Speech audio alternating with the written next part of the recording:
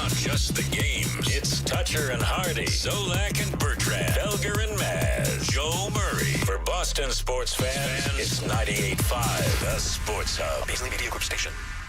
Sports Hub headlines, presented by Celsius Energy Drinks. Well, the Red Sox continue to win ball games, and as a result, they now have sole possession of the final wild card in the American League after beating Tampa Bay 4-3 at Fenway Park last night. The Sox scored 3 runs in the bottom of the 7th to get this one done. Ceddanne Rafaela's 2-run single put them ahead for good. Sox have won 7 in a row. They face the Rays again tonight.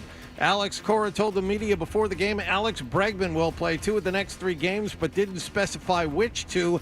However, David Hamilton was reportedly sent down to Worcester after last night's win. The Celtics begin Summer League play in Las Vegas at 4 p.m. local time with a game against Memphis. Speaking of Summer League, Cooper Flagg had 10 points and shot 5 of 21. This was his first game with Dallas last night, an 87-85 win over the Lakers. Not up to my standard. I'm going to regroup. I'm going to be all right. It's a new feeling, new environment, new teammates. Oklahoma City has signed their second rookie max contract in a few days. This time they got Jalen Williams to agree to a 5-year deal worth up to $287 million. And the men's semifinals of Wimbledon will take place this morning in London. Top American Taylor Fritz will oppose Carlos Alcaraz, and then it's top seed Jannik Sinner against Novak Djokovic. Sports Hub headlines are brought to you by Catches Law. At Catches, they specialize in helping those who have been injured not only from a one-time incident, but from a lifetime of hard work and labor. Does this sound like you? Visit CatchesLaw.com. I'm John Wallach on Boston's Home for Sports, 98.5 The Sports Hub. Your next update at 6:30. Here we go. Boom. I win. Boom. Yeah. It's so funny. Oh. We've got a passion for Boston sports. Get angry. 98.5 The Sports Hub. Ladies and gentlemen, I need all of you to stop what you're doing and listen. Toucher When has that been necessary to fact check? and Hardy I am not known as Mr. Fun. on 98.5. Hey there. Sarge GPT moving up. Let me hear you say, boo, boo, boo. Crush me, mommy. Say my name. I'm a robot. I'm the son of the Pope. I'm a goddamn drag. Yeah, good luck, dude. Nothing like a good tushy. I love you. And I think you know that. Excuse me? Toucher and Hardy Watch Daddy and Uncle Freddie. Knocking back some fun. Having some fun. on 98.5 The Sports Hub. Let's go. I need to get real in a sundress out in the middle of the forest where the birds are my chorus and the earth is singing for. Can you do it for me? Hey, good morning, everybody. Good morning. We are Toucher and Hardy, Town Fair Attire Studios. You can give us a call, 617-779-0985 on this Friday. Woo, look out. It's a weekend. I took a shower this morning because I have to get my hair cut. And I always feel guilty when I don't have the clean hair at the haircut. So I got up and took a shower, just like a normal person. What time's your haircut? 10:30. I thought about making it 10:05 because it's on the way home. It's in Newtonville, but I decided I wasn't going to tempt fate because Adam's leaving for the week. I won't see Adam again for a week, so I got to say goodbye I'm just to out Adam. Monday and Tuesday. Yeah, You'll and I'm see out. me. I'll see you Wednesday. Yeah, we'll be together. See, we get one day together. Yeah. You can go to Florida in late July if you'd like with me. It's not bad, though, because I'm going with my daughter and staying in a separate area of the area than where my son and ex-wife are because she's gonna have to be responsible for going to all those games. Oh, you get a break. Well, I am taking Zoe to Central Florida, but we're gonna stay by Rollins, and she's gonna take a tour of Rollins because we're right there, and I like that area. So if I know Milo will pitching, then I'll go to the game. Mm-hmm. But if he's not pitching, I don't have to go. When was the last time you were at Rollins? A few years ago, you did go back. Yeah. Well, no, I didn't go back specifically to Rollins, but it's Winter Park. If you're going to stay around Orlando, is where you probably want to stay. You don't want to stay on like International Drive or something if you don't have to. So you want to stay in Winter Park, and so Rollins is right there. So I think I walked Milo around campus like 5 years ago. That was COVID. Maybe 6 years ago was the last time I was at Rollins. But it wasn't specifically to go there. I didn't like do anything there. I'm not a esteemed alumni. Mm-hmm. Like Mad Dog, who I would imagine is constantly at Rollins. He played tennis there. Wikipedia doesn't have you listed as esteemed alumni of Rollins College? You know what, John? It's a Friday in the summer. Let's see who the esteemed alumni of Rollins College are. Let's go to Wikipedia and go to Rollins College. I will look. I do not believe I am. They never reach out to me. And it's not like there's a huge amount of alumni that went there. Mm-hmm. Let's see. List of Rollins College alumni. Tell me, Paulie Betts Addy. Do you remember the professional tennis player, the class of 43? No. Amanda Bierce, best known as her actress, known for as her role as Marcy on the television show Married with Children. We went over that. Mm-hmm. Clay Bellinger. Oh, this is for you, Hardy. Jane Blaylock, professional golfer, class of 67. And there's another golfer on this list, and I don't want to jump too far ahead, but Rob Oppenheim, Massachusetts' own Rob Oppenheim, went to Rollins College. And, of course, Jim Bowden, who we have on the show.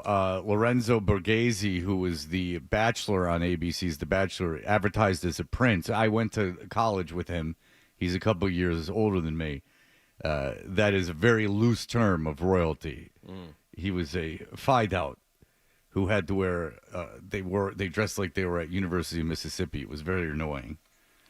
Wayland Flowers went there. He's a puppeteer and a comedian. Yeah, Wayland Flowers and Madam. Wow. Yeah. Buddy Epson, of course. Buddy Epson. Wow. Yeah. Wow. So this is where we're going. This is an impressive list. Oh, it's absolutely impressive. Very good. Uh-huh. Dana Ivey from The Color Purple, Help, Home Alone 2, Lost in New York. I mean, of course, she makes it. Anthony Perkins. Mr. From Rogers, of course. Mr. Rogers went there. He did. Yeah. Oh. Chris Russo is on here. Fred Toucher. Okay. There you go. A listener must have put that on. Yeah. All right, so I am on the esteemed alumni. I'm not kidding. This is what's the student population and what's the enrollment at Rollins College? I'd imagine it's like around 3,000. This is impressive. You've got some borderline A-listers on here. Well, they're Buddy Epson. Sure. I always thought it was the guy with the sex problem that was what the Rollins alumni. That Eddie Hang, or however you pronounce his name, that did Fresh Off the Boat and all that stuff. He went there. But he says he was like this rebellious kid, but he edited the Rollins school newspaper, which I'm not even positive how you would do that. Like, it was such a foreign concept to me that to edit the Sandpiper, the Rollins College newspaper, that I'm not positive like how one even would go about it. I don't know where they made it. I don't know where the building was that they did the work in. Like I never know the only time I saw a copy of it was when the kid wrote the article about what a crappy roommate I was because I had sex with my girlfriend in the room. And I only like that because I'm proud that I had sex.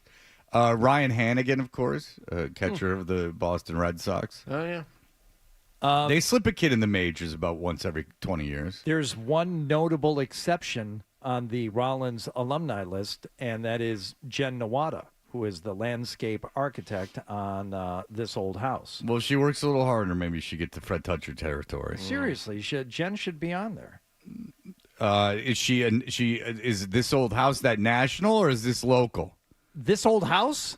National. Yeah, ever since Bob Oliva left, I mean, does anyone really pay attention to this old house? National. It's I dare I say international. It's like the show with the Katie Seagal and that had John Ritter on it. Once John Ritter died, I mean, did it really exist? Yeah. I mean, seriously. It says Chris Kirkpatrick went there, but I think Chris Kirkpatrick is like a Hamilton Holt school kid. Like maybe like on breaks from NSYNC, he would come and take some classes. Oh, okay. I don't think Chris Kirkpatrick, when he was in NSYNC, was around Rollins. Let's be honest. That's a stretch. Yeah.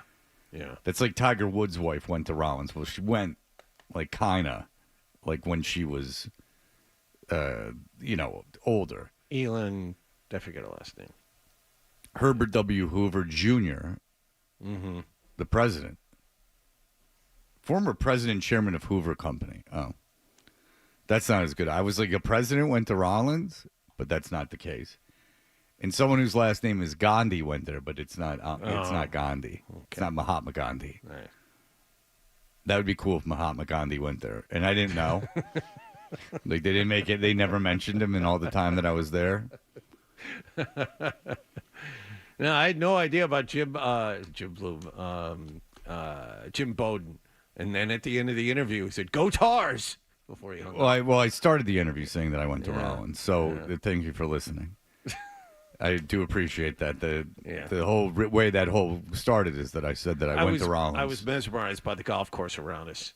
Or you memorized by Karen Steele, the actress of the film Marty. It's funny, a lot of these people, including me, don't have the date of graduation. You would think that I didn't graduate from there.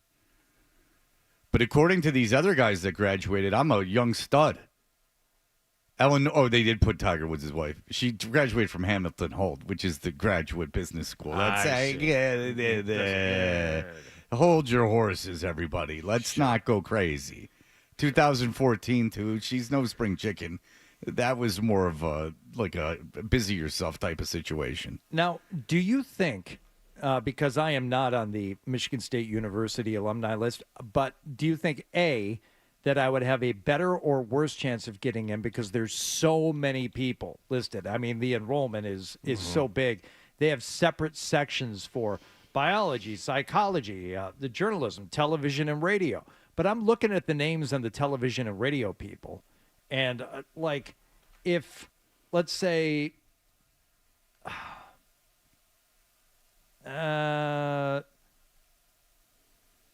Bob Guinea appeared on The Bachelor's fourth season.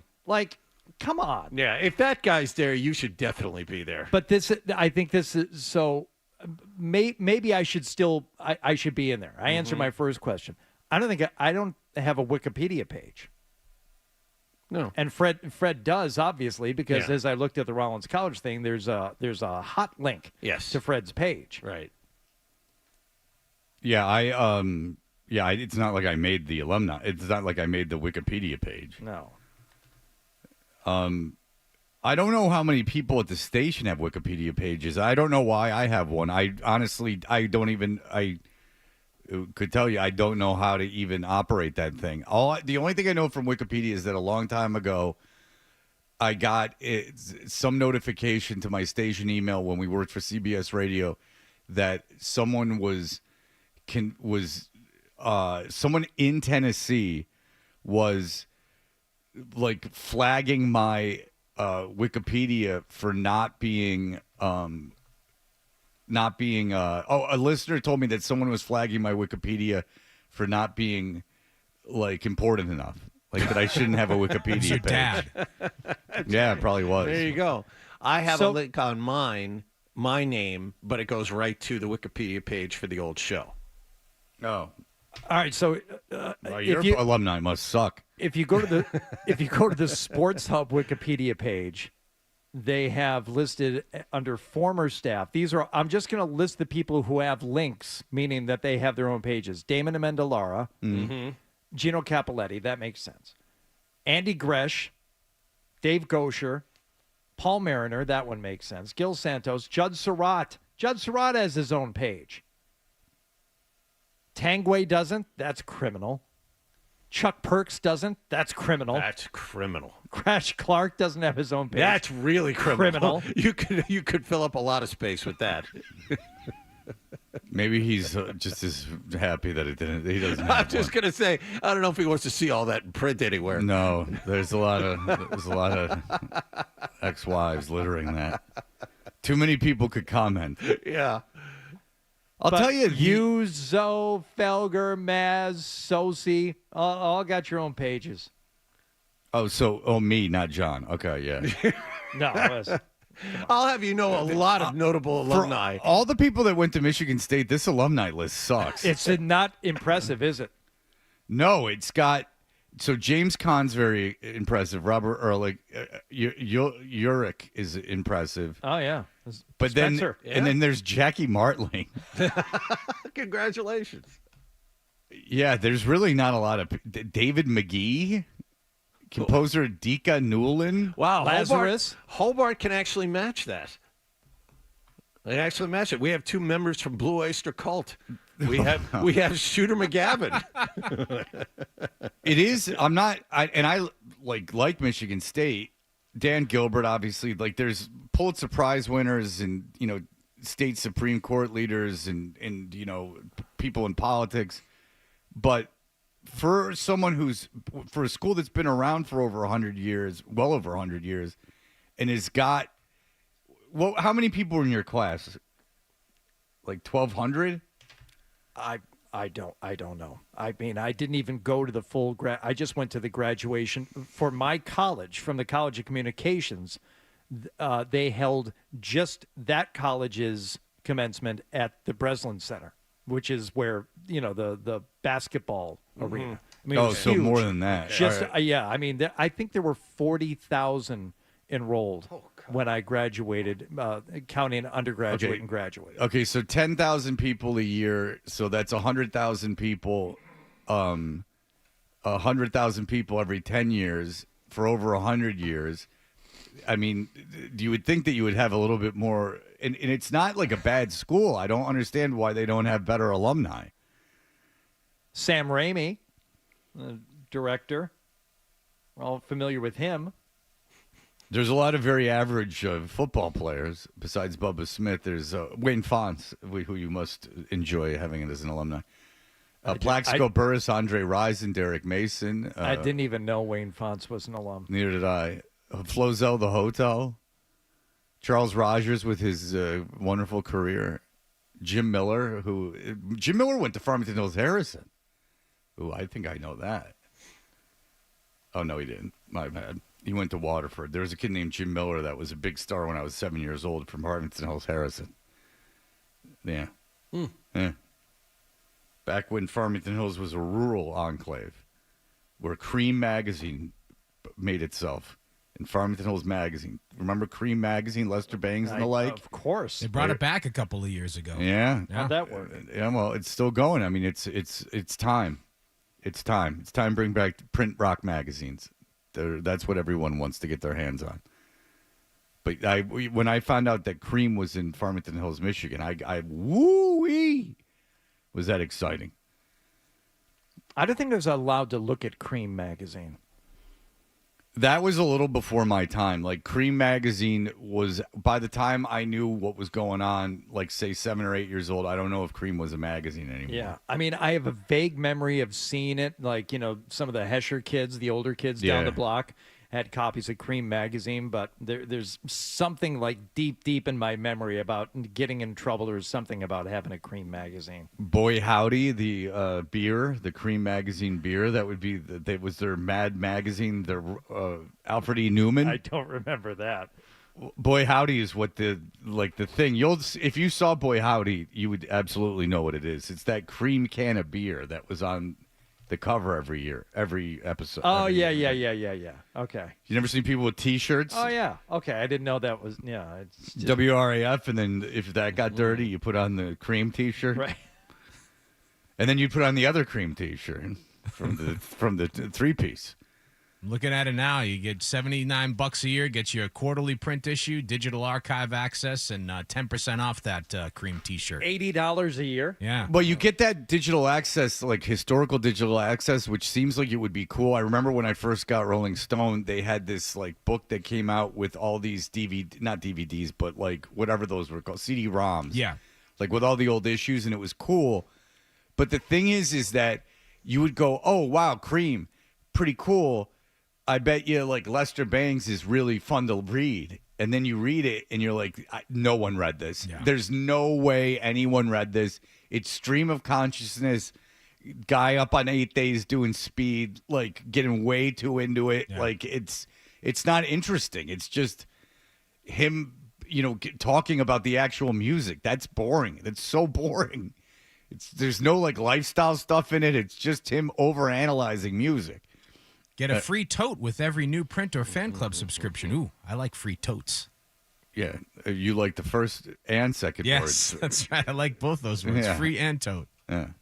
You like going to the farmer's market and taking up all the space. So You go to gotta see walk what your they got. dog, and then there's 70,000 old people stumbling around at a dumb farmer's market. Oh, there's nothing worse than Tuesdays when I forget about it and I take my dog there. And then, first of all, the amount of cars at that Cold Springs Park, you wouldn't believe it. And then, in the just disregard for automobiles in the road. Did you say it's Tuesdays? It's got to be happening now, right? Because farmers markets usually. Oh summer and yeah. fall. Yeah. So Tuesdays, like I'll forget it's going on, and like then I'll go, oh Jesus Christ, because there's cars parked all down Beacon Street, and I'll be like, oh no. Yeah. And then it's too late because my dog's getting all excited. I feel bad, so I pull in, and sometimes I just have to leave because like there will be like 80, not 80, but the 80-year-olds just stumbling, just milling around. Well, no, but in traffic, like they're just in like F you, screw you in traffic. Ugh. Can't find a better place to put it. Listen, there's not so much community land anymore, sadly. You know? No, I know. Yeah, you do. All right. We'll be back in just a moment. The Red Sox continue their winning ways. We will have that for you in just a moment. You're listening to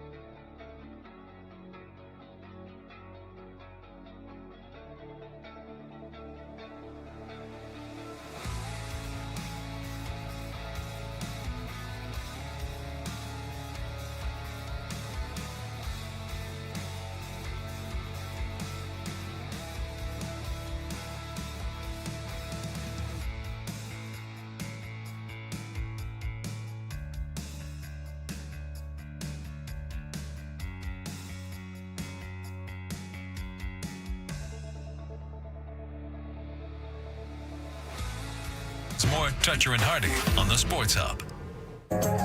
Did you catch a game last night?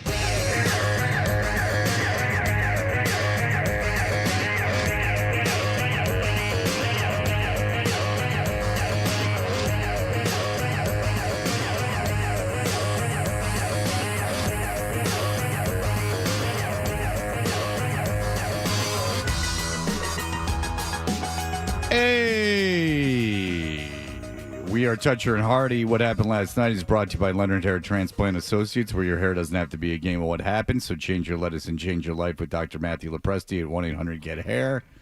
All right, what's going on? The Red Sox, if I'm not mistaken, played. Well, first of all, the original Birkin bag has sold for $10 million at auction. I immediately got excited because I thought it said Merkin.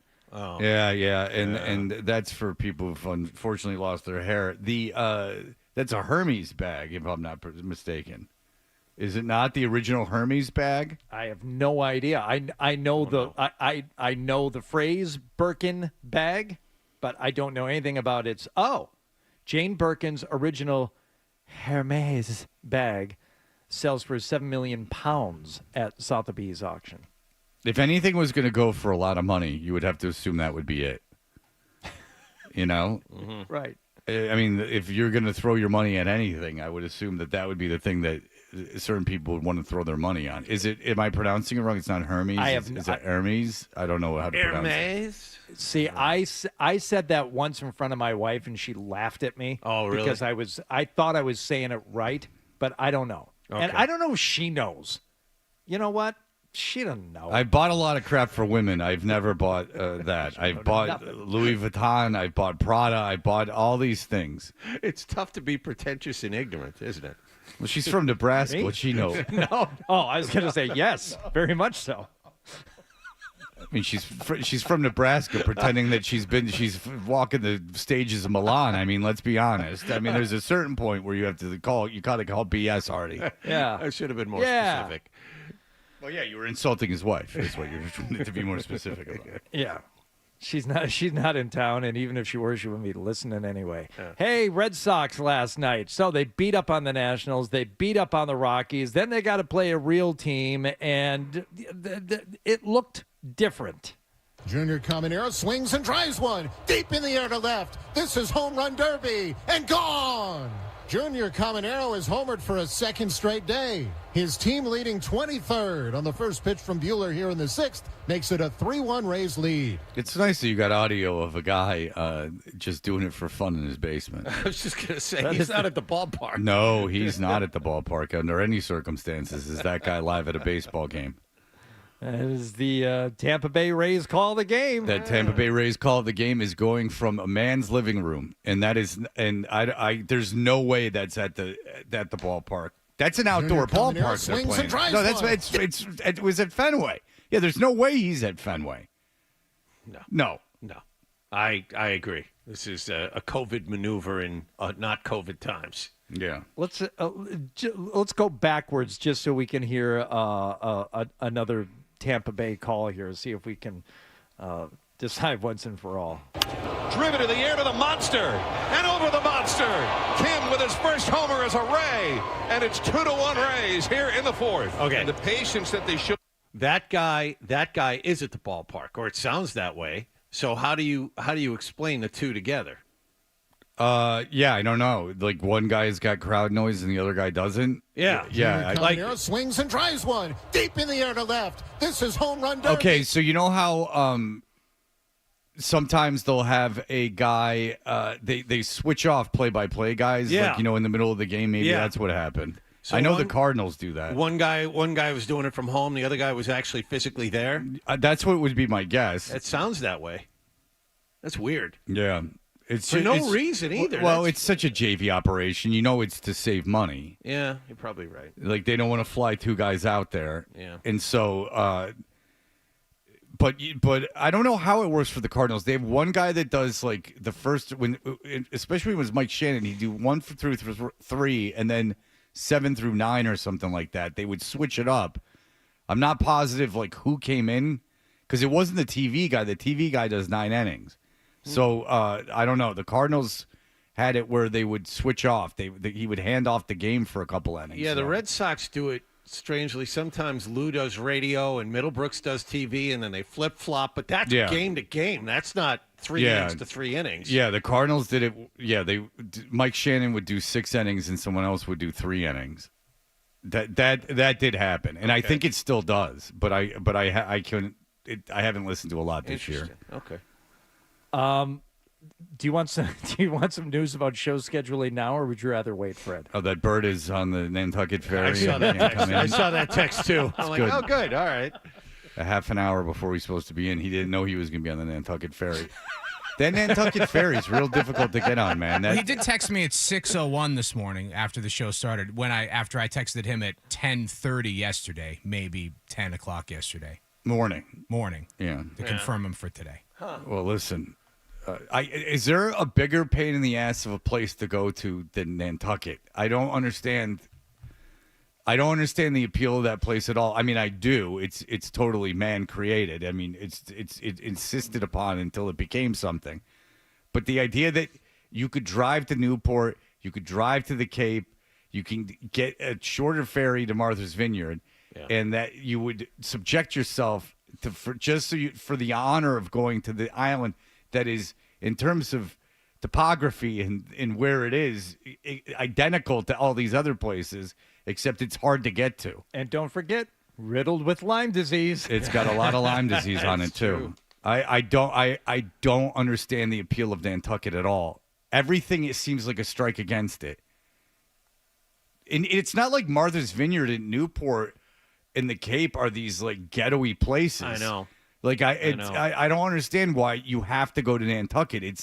It might be the most pretentious thing that people do that I'm aware of in New England is go to Nantucket, because it's such a pain in the ass. No one ever everyone misses that ferry. That ferry's 2 hours long. It's just horrible. I don't know why anyone would want to go there. I do, but I don't relate to it at all.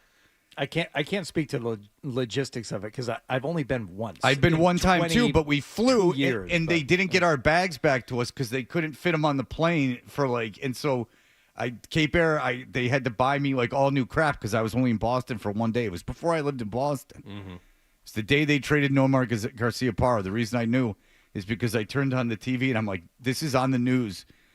It was on the news all day. That was all they were talking about. July 2004. That's pathetic, John. Yeah. Okay. Where were we? Oh, yeah, Red Sox playing a real team. So, down 3-1, 7th inning, 2 runners on. But bottom of the order. Alex Cora's talked about this deep. This team is deep. Well, how deep? We'll find out. Shot into left field on the fastball. All the way to the wall it goes. Story is in. Gonzalez will be held at third as the throw comes home. 3-2. Marcelo Meyer with an RBI double in the 7th. That makes it 3-2. What else you got? Well, now we're at the very bottom of the order. Now what? And a line right base hit center field. Romy scores. Marcelo trying to score. The throw home. He's in. And the Red Sox lead it 4-3. That did not take very long, did it? Cedar Rafaela with the 2-run RBI single. 4-3. That was your final as the Red Sox take the first of their set with the Rays last night, 4-3. Rafaela now has 16 hits in his last 11 games, 12 of which have been for extra bases. He was hitting at the bottom of the order, but he's one of the Red Sox hottest hitters. I mean, everything about the Red Sox and their chances. Fangraphs had them yesterday at like 35.6% or something to make the postseason. And of course, they've put together a bunch of wins in a row. But the immediate asterisk is, who are they beating? Yeah. All the runs they put up.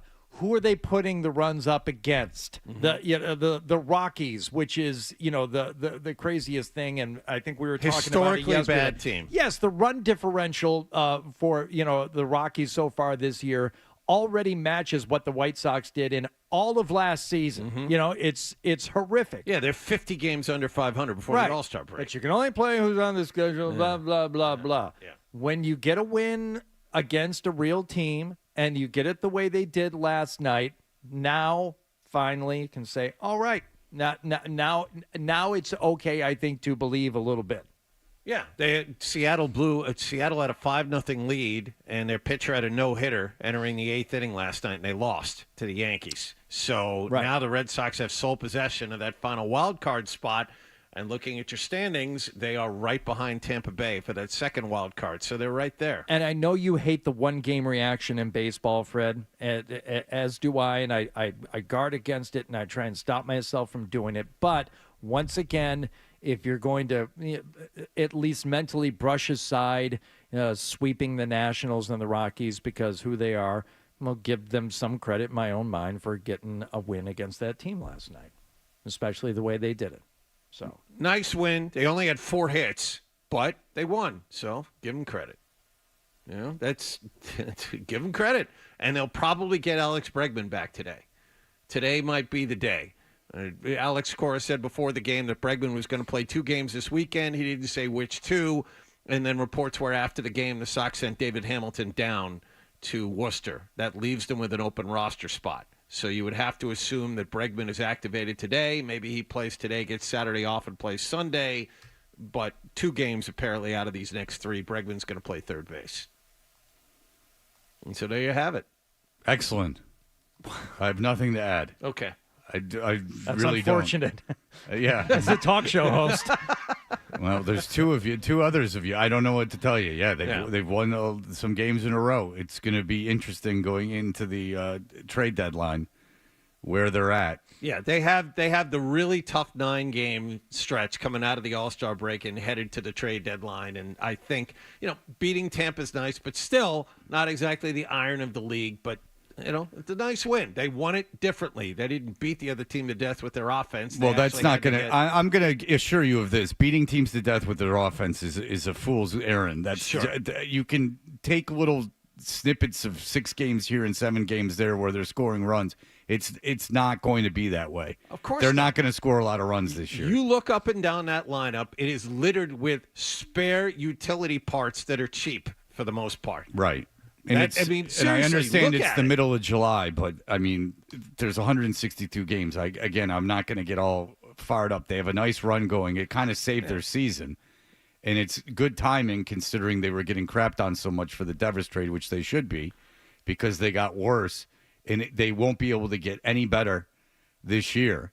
So no matter what they do with the trade deadline, then to make up for the missing Devers, no matter how many times Will Clark says he didn't go out to first base, no matter how much everyone tries to justify it, no matter how much they said, oh, you'll be surprised the team will play better, they're not going to score more runs. Now, if the pitching somehow locks in and those 3 starters end up continuing the way that they're pitching, I don't think that it's out of the realm of possibility for them to make the wild card.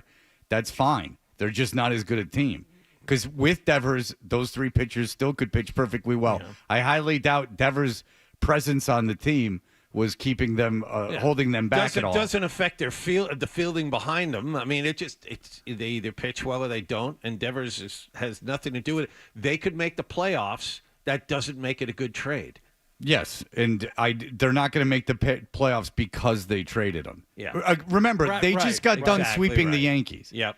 So it's not like they were in a 9-game losing streak and then turned it around as soon as they traded him. Right. And by the way, they played like crap after they traded him too. Mm-hmm. So yes, in a season of swings and things like that, this is a very positive swing. So I had that conversation with Holly last night. I did early edition with Michael Holly, and he said, I didn't want to admit it, but trading Devers looks like it was the right thing. And, I'm starting to think it was the right thing. And I said, Michael, you don't believe they're a better team offensively with Devers gone. You don't believe that. And especially when you look at the snapshot, if you're only willing to give a baseball team any kind of a grade or any type of assessment after 30 or 40 games, what's it been, 20 games? 22 games now? Yeah, between 20 and 25. Yeah, since the trade, which they got nothing back for. That part of it isn't even debatable. It was a terrible trade. But even at this point, why? Because they put up a bunch of runs against the Nationals and the Rockies? No, they're not better offensively. If you want to talk about the clubhouse atmosphere or chemistry, I say all overrated in baseball, so much so. it's an individual sport masquerading as a team sport. But to think that they somehow did the right thing offensively for the team by getting rid of Devers, that's ridiculous. Well, you didn't play defense, so that's the only thing they could have done. And look, even if chemistry matters, you got to score runs. We'll see. Maybe I'm wrong. They still do dumb things just about every night. All I know is that if this was a month from now, we've done 10 seconds on this game because it's just these games happen to be being played while nothing else is going on. And that leads them to be overanalyzed. Michael Holley's not talking about the Devers trade 25 games after necessarily if the Patriots are in camp. Correct. So take these game by game. Like, look, to sweep two, even no matter how bad they are, the teams, they're still Major League Baseball teams. To sweep them is impressive. I mean, you just basically go into a series, obviously wanting to win the series. You're not expecting to sweep teams, but again, I'm not positive. I always thought they might be able to make the playoffs. I just don't. That was a terrible trade, and they would have been making They swept the Yankees, who are better than anyone they beat over this, by far, anyone they beat over this whole time period in this winning streak. And I don't know. It doesn't justify anything. This is the Red Sox experience. They win 6 in a row. They lose 6 of 8. They win 7 in a row. This is how they do it. Yeah. This is what they've been doing all season. Yes. All right. And I understand Tampa Bay and the Yankees have similar records. I would argue that the Yankees are kind of muddling through with all their injuries, and that is a better team. All right. We'll be back in just a moment. Here are the headlines. Essential Sports.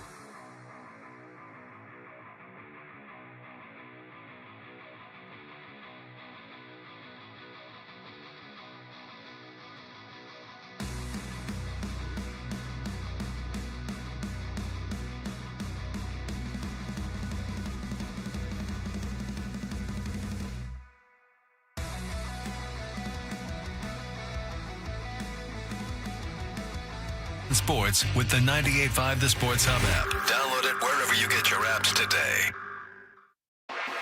Half toucher. Dressed like a gorilla. Half Hardy. A big, beautiful ball of flame. And a whole lot of Boston sports. And I have had many offers to become an insider. I really don't. I couldn't tell you one. No, song we by believe Dan that Deacon. you don't know a song. But you've heard of him. Yes, I'm on your side for this. I'm on your side. What? And that's all I'll say. You don't know You what can go side ahead I'm and take it. on. I know what side you're on. What constitutes an experimental musician? Not being able to play, I would take it. That would be what experimenting is. I think maybe pushing the boundaries of what people are comfortable with in terms of their music. I don't know. He did the anthem last night at the Orioles-Mets game, and he had like a whole setup in front of him. He's got knobs and wires and a laptop and Mike Patton. It's like a whole thing. So I haven't heard it. Let's listen to it. Oh, say, can you see by the dawn's early light what so proudly we hailed as the twilight's last gleam? So the Orioles have resorted to just trying to get radio shows to play the national anthem from the game. This is one of those public, and you have to. The picture also needs to be painted. He's wearing like a bright Hawaiian shirt. Yeah, it's just like Adam 12. He looks like Dr. Demento. Yes, or Adam 12, one or the other. Yeah. Broad stripes and bright stars through the perilous fight. All the How is he advertised as like? Because this is not cutting edge stuff. He's how is this experimental? Well, that would be my question. How is it experimental to do what T-Pain did 20 years ago? Why doesn't he just light a flag on fire while he's at it too? Share. But did it? You believe in life after love? I mean, it seems like an antiquated effect that he's using. It doesn't seem overly experimental. what we watched were some gallantly streaming. I have a friend who was obsessed with Faith No More when we were in high school, and like to the point where he like got the Mr. Bungle albums and everything else, and then he got Mike Patton's solo album, and he had to sit around for a while until he finally admitted he didn't like it. It was just like Mike Patton screaming, like a cello playing, and someone breaking bottles. And my friend Craig Turnbull, who was an idiot at the time, sat there and was like, "It's not bad, it's not bad." And you're like, "No, it's terrible. Like, you don't like this at all." And we would just ride him and ride him and ride him. Like, why don't you put on the Mike Patton solo album? Like, we were in the car. Like, come on, like, dude, let's listen to it. It's awesome. and he'd be like, "It's not bad. You don't get it." We're like, "Oh yeah," and then finally, just like, "All right, it sucks." It's like, "Thank you." Like anybody who's into Big Dumb Face. Like, no, it's not good. Yeah, like that. Laurie Anderson was a very important artist. Yeah. Or they could put me in. Oh, what was that? Sorry. He did something at the end. All right, now I just want to hear the end of it because it was supposed to. If you want something experimental, I guess it happens at the end of this. Oh boy! Wait a second. He's putting in explosions.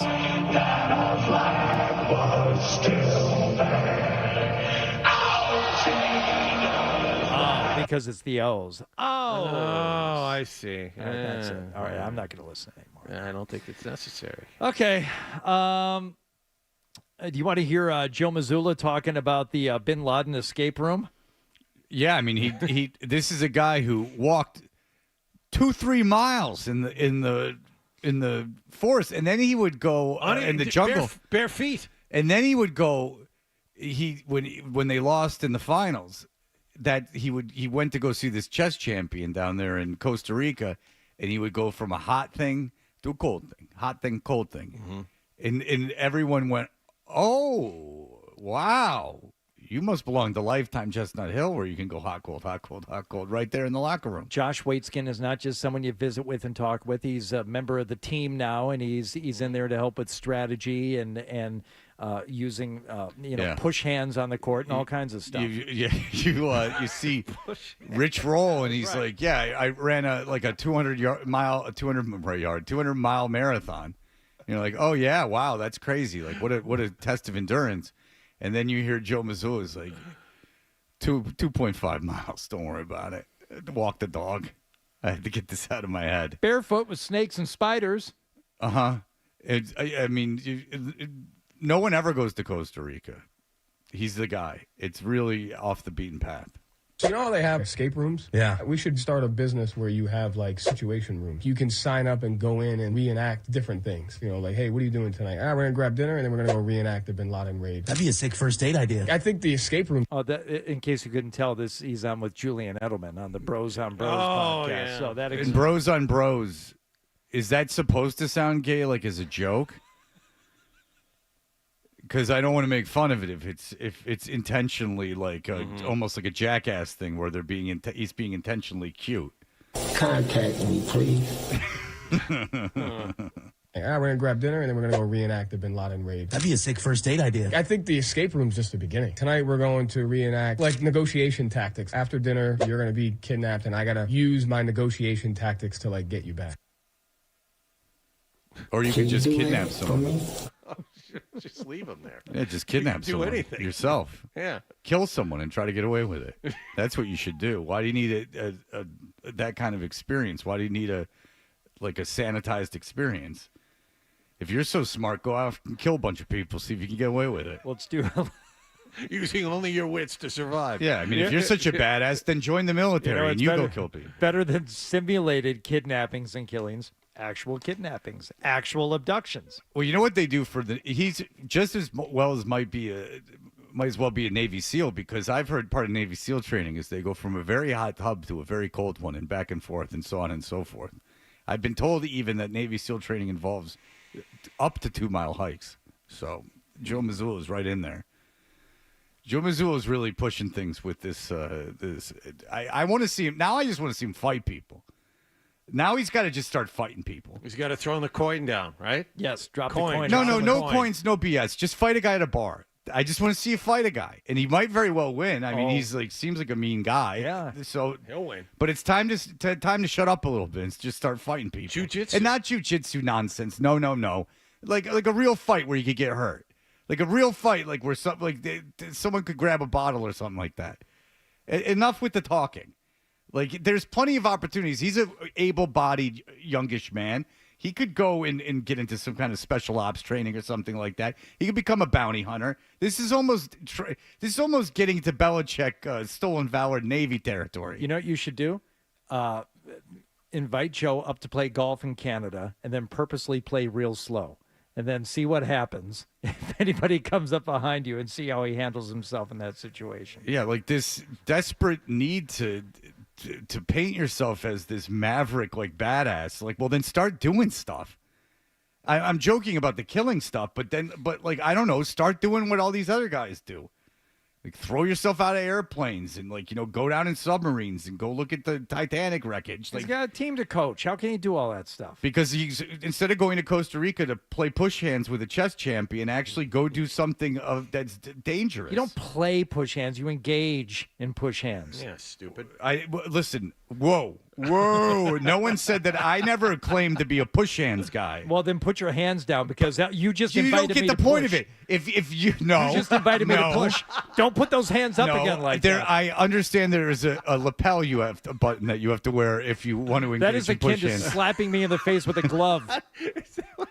I've never feigned to be a push hands guy. Put him down, Fred. I'm allowed to gesture. I don't have my carnation on, which means that in push hands there's a ceremonial carnation. You have to be wearing a yellow raincoat and standing in the lobby of a Howard Johnson's wearing a pink carnation, and that tells people you're ready to engage in push hands. But then there was the clown prince of push hands. When you would go to smell the carnation, he would squirt you in the face. Well, he was the heel. He was yeah. Well, you were the heel for believing him. All right. Look, Bert canceled at the last second, so we'll piece something together here. Have a little patience. Like with you with that AJ DeBazia interview with you listeners. You talk too much, Fred. No one was talking. Not John and our guests weren't talking. I don't know what you want me to do. They're in here. I got to do You something. established rapport, damn it. I was searching for any common ground, man. You did well. I was, yeah, well your son goes to private school. I thought that was a good connection. He said St. Sebastian's, and I'm thinking anything. All right, yeah. My son did that. Is that a change? I don't know. I tried to say something about one of his teachers at St. Sebastian's, and you jumped all over me and made fun of me for trying to establish a connection. It killed 2 minutes of. It bought us some time. Try not to do it at my expense, though, unless you're ready to throw hands. Unless you want to engage, push hands. Well, then I will stay. I'll keep my distance. Then. All right, we'll be back in just a moment. Toucher and Hardy.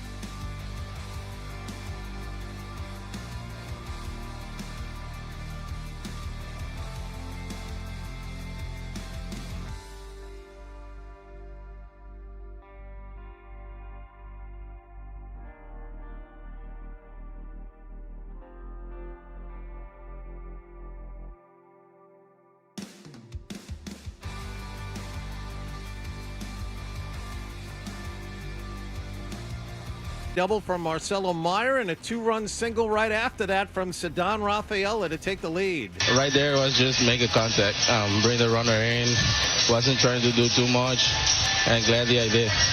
Garrett Whitlock and Aroldis Chapman closed the door after that for the bullpen. The Sox have sole possession of the final playoff spot in the American League. They'll play the Rays again tonight, and there's the very real possibility that Alex Bregman will be in the lineup.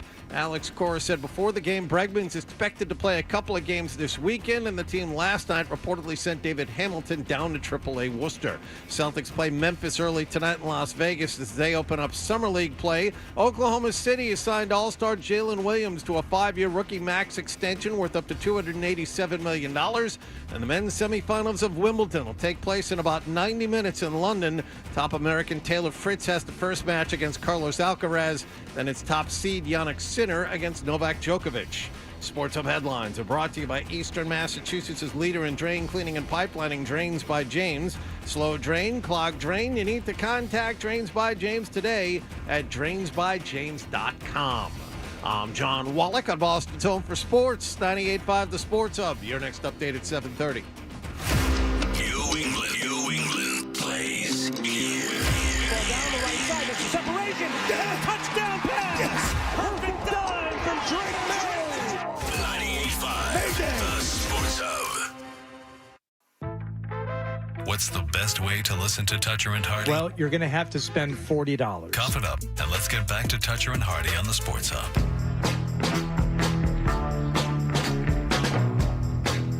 We are Toucher and Hardy. You can watch us on YouTube. Subscribe to 98.5 The Sports Hub on YouTube. Dave, go ahead. Hey, Fred. I just wanted to see if you heard of that vampire that's been walking around Hampton Beach. I just want to say, man, it's like, be original. We've already seen a vampire in a rock band before. This vampire, I guess, is in a rock band. It's a local New Hampshire rock band. And it's like, dude, Peter Steele would just be rolling in his grave right now. I know you like Peter Steele. I do, too. I just wanted to see what your thoughts were on that. Who's Peter Steele? A typo negative. The guy that got naked and I know him as the naked guy in Playgirl. Yeah. Who had the giant penis. So I don't know what you're talking about. There's a vampire at the Hampton Beach Casino. Yeah, he was making like a big thing about it. Like everybody was like, "Oh my god, a vampire!" Like on the beach, it was like 90 degrees out. He was like conversing with the locals. He was in makeup and everything, and he had like vampire attire on. It was super weird, but I guess it was like for a video shoot for his rock band. Oh, okay. So there was like an emo vampire type fella enjoying the beach. I understand. Very good. Dan, go ahead. I want to defend your interviewing skills. The demographic for the station is 25 to 55 men. I'm 40, right in the middle. I have kids in youth sports. That was the interesting part. When did you get good? What happened? And I've been telling my kids, wait for puberty. It's the great divider. Some kids grow, some kids don't. I thought it was very good. Plus, you were asking all these questions, getting one-word answers. So thank you. I found it entertaining. I liked it. And you did what you could with what you were given. I don't know how anybody could critique you on that interview. Thank you, Dan. I appreciate it. That's what I was looking for, is defense. But that is the thing, is that if you look at the Little League World Series and look at the kids that are playing in the Little League World Series who are 12-year-olds, I can tell you that there's a reason they're playing in the Little League World Series, is that they've, A, hit puberty at a very young age, or B, they're carrying an extreme amount of weight. I'm not saying they're overweight. I'm just saying that at that age, they're you have no idea. Like the idea that what you are at 12 is what you are only accounts for tennis. All right. This is a story that I fell into yesterday, and I'd never heard of it before. I'd never really heard of the person before, but this is a real story that is getting a lot of press coverage. Okay. All right. Do you guys know who Acon is? No. Yes. Rapper, right? Yes. Okay. I have heard the name, but Same. And he's not young. No. So he can't be like that much younger than me, and I don't know anything about him. He was like a 2000s guy, I think. Okay. Yeah. Like early 2000s, maybe? Okay, no clue. All right, so Akon's not like Jay-Z, who's a billionaire, obviously. He's not 50 Cent, who's got all these business interests. He's not even like Nas, who's made a ton of money in hip-hop. Acon This is real. Plans to build the future. Now, follow me here because it's not just he invented this and it wasn't happening. This was happening. Acon's plans to build a futuristic city in Senegal might have been scrapped, but the land that he was supposed to have to house it apparently won't be going to waste. Back in 2020, the locked up, hitmaker secured a $6 billion contract to build a cryptocurrency-themed city dubbed Acon City along Senegal's Atlantic coast. The first phase was supposed to include construction of roads, a Hamptons hospital and a Hamptons Inn. A Hamptons hospital campus, Hamptons Mall, police station, a waste facility, a school, a power plant was expected to be completed by the end of 2023. Phase 2 was scheduled to end in 2029 and was set to focus on integrating businesses to run on Acon's Acon cryptocurrency. Okay, this all sounds feasible. There was also meant to be parks, a stadium, universities, and an industrial complex in Acon City. However, land set aside for the project was recently given back to the state after Acon failed to deliver on his promise. I can't pronounce the guy's name. It's like an African name with a lot of consonants in a row. Head of Sapco Senegal confirmed the singer's project no longer exists. According to Bloomberg last year, Sapco gave Acon 2 weeks to begin work on his futuristic city or risk forfeiting the land. Most of the real estate in whatever city, which is about 50 miles southeast of Senegal's capital, was reclaimed after Acon missed payments to Sapco. Now Sapco has revealed that he's about to spend $1.2 billion transforming the area into a tourism hotspot made up of hotels, apartments, a marina, and promenade that connects the area to a nearby lagoon. Oh. Sounds nice. Now, Sapco says that this will cover 500 hectares. What Acon's preparing with us is a realistic project, which Sapco will fully support. Acon has retained 8 hectares from the land Sapco will use. Okay, so here's my question. How much? I'm looking at Acon from like 2 years ago. He's got to be my age. What? How did this? What's going on? He was going to start his own like massive city on the water with hospitals, a police station. He was going to construct the roads. He was starting like a civilization. Yeah. And that it was going to not run on any kind of currency but his own cryptocurrency. Who the hell is Acon?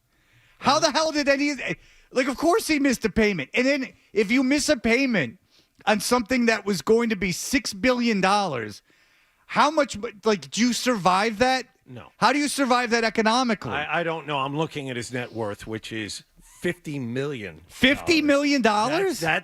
That's a quick Google search. Net worth. He has sold 35 million albums globally.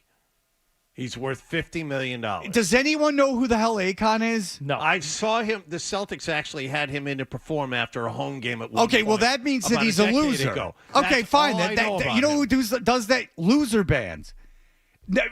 Jay-Z doesn't eat now. He does the Crafts hire him for $1 million to fly in for 5 seconds. Stadiums, he does. Yeah. Like only losers play after games. That's something that Blue Oyster Cults with one original member would do to bring them up for the second time. BOC, yeah, I'm aware of it. I'm looking at it here. It looks to me like he's a guy that had more of his success as an A&R guy than as a performer, because I'm seeing here that he signed Lady Gaga, he signed T-Pain, he's worked with a bunch of other top shelf artists on this label, and again, this the whole global thing. Right. But unless you're Clive Davis doing that, it sounds like Acon may have bitten off a little more than he could chew when it comes to creating an entire new civilization. But it's like you get a paycheck, and then you have expenses and stuff, and you try to squirrel away some money to save.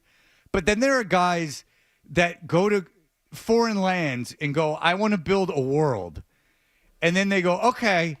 And then you default on it. And then he's still got 7 houses. I don't understand how this all works. I really don't understand how the world works. I understand that he goes to what I would imagine is, if they're giving away this much land, a fairly impoverished area of the world. I don't know for sure, but I'm guessing, you can't go into New York State and go, I would like 50 hectares. Could you please give them to me? And they go, sure. Yeah. We'll just start a world with your own cryptocurrency. And $50 million seems like a very light amount of money to have to start your own civilization on Earth.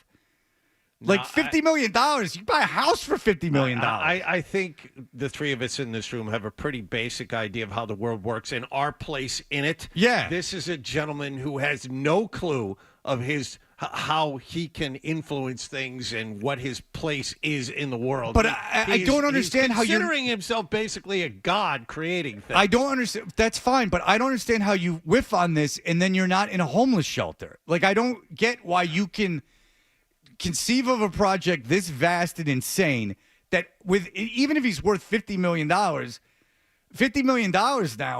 that doesn't put you in the top 1 million richest people in the country, I would imagine. And so, I mean, Tom Brady, Patrick Mahomes, all these guys are worth more than that. If they told you, oh, Patrick Mahomes is opening up his own world in Africa, you would, with 50 hectares in his own, that's going to run on its own currency. It's going to have its own police and, the entire infrastructure of a city. Like, he's not moving into a city and building a high rise. He's not Donald Trump building a high rise in the United Arab Emirates. He's taking what I would imagine is wild land and creating a civilization. Not only that, but he's making it run not on any kind of world currency, right, but on a currency that he created. How are you not now homeless? Rich people, these projects, they fail all the time. These guys get into such incredible amounts of debt, but yet it doesn't seem to affect their lifestyles at all. Sorry, his lifestyle is non-traditional. He describes himself as a polygamist. He has, as of 3 years ago, 9 children with 4 wives. Okay, so $50 million again, running very low on that. He also owned a diamond mine in South Africa, but denied the existence of blood diamonds, saying there's no such thing. There aren't people out there mining diamonds to fuel wars and for so these drug lords and documentaries that have been made about the whole practice have been elaborately staged moon landing type things. Well, later he did say that they do exist and that he's not going to own this diamond mine anymore because there's just too much funny business going on with it. Like so I made a lot of money in the music industry. What are you going to do? I'm going to go start buying blood diamond mines in Africa, and then I'm going to get this God complex. Whatever the psychological reasons for doing it, really it comes down to, I don't get why rich people can whiff on business things like this, and then it just doesn't seem to affect them. If you or I went out and bought a piece of commercial real estate, and it tanked or got hit by a natural disaster, insurance didn't cover it, we would be struggling hand to mouth. Yes, right. I don't understand how this happens. All right. Tyler, I've seen this. Tyler, go ahead. Yeah, I don't know how he's able to afford that as well because there's infamous situation where he invited a fan on from the crowd on stage and made him think he was going to be a part of the show and then just immediately picks him up and throws him into the crowd. And the guy got paralyzed and there was a lawsuit about it. So I don't know how he financially recovered from that either. Yeah, this video is Acon. He pulls a kid up from the crowd. The kid reaches up he's playing a state fair. It's not Woodstock 99. I mean, he's playing like a state fair. He reaches his hand out. He pulls this kid up onto the stage. The kid gets up on the stage. He immediately puts the kid on his shoulders. The kid probably weighs 120 pounds. Puts him on his shoulders, chucks him into the crowd, and the kid just hits the dirt. Oh. So he chucks the kid basically 12 feet onto the ground, off the top of a backboard. Not off the top of the hoop, off the top of the backboard. Because Acon's probably 5'6". The stage is probably 10 feet off the ground. It's a whole situation. It's a pretty good throw. Well, he's not. He's obviously a man who's done his shoulder presses. Eric, go ahead. Hey, how you doing? Just a quick question. Isn't this kind of what Walt Disney did with Epcot back in the early 80s? He didn't create. I don't think he created. I mean, Orlando, Florida, and Lake Buena Vista, Florida existed. There was a water supply and the police and things. I'm sure Disney had to create a security force, and maybe But at he this wanted point, a whole city like self-sufficient, just a smaller version. Well, it's not 50 hectares. I think No. that, and it's also in the westernized world again, Orlando existed before Disney World in the 60s. Also, I would say the business plan for Disney World and Disneyland, it's got a little something more to it than Acon World because, people like Disney and they would go there because they want to experience things having to do with Disney as opposed to Acon. And Disney also didn't start his own currency to have the place Actual run on dollars and cents were used to build the place. He basically built a theme park. It's this. Yeah. Everyone knows that one nation that's tried to start its own nation of Six Flags, and they would put that into very bad areas, and try to do that, and they would have people like Acon play at their summer festivals. Catch the right day and see Cheap Trick and Acon playing your festival. Puppet show and Spinal Tap. Absolutely. All right. I just saw that story, and then I was like, who the hell is Acon? And then, and this isn't Old Man Yells at Cloud either. Like, Acon's a contemporary of mine, and I don't know who he is. And also, I'm getting a little frustrated with people making these hundreds of $million mistakes and then seeming to come out unscathed. When if you or I, invest in something that tanks, that money's gone. I think for some people, and maybe Acon is one of them, that is how they get off. Like psychologically, I don't care. I just want to know how he's practically now, how there's still money that exists that he has access to. That's what I want to know. Not the risk and reward thing. That's of no interest to me. I get why you want to be a god. Like, you want to be a god. It's fine. That's the story. I'm talking about how this happens. You don't follow through on it. And you have a nation that's offered you this it's not the God complex. It is the making, losing, and then remaking of money. I'm not saying he didn't lose all of his money. It's just that, that's how he sustains himself, by making money, pissing it away, and then getting more money from someone or something. Okay, because the royalties on Acon stuff is, I can't imagine, going to pull in $6 billion. And I understand he didn't lose the $6 billion, but if he's defaulting on payments, he shouldn't be able to borrow money anymore.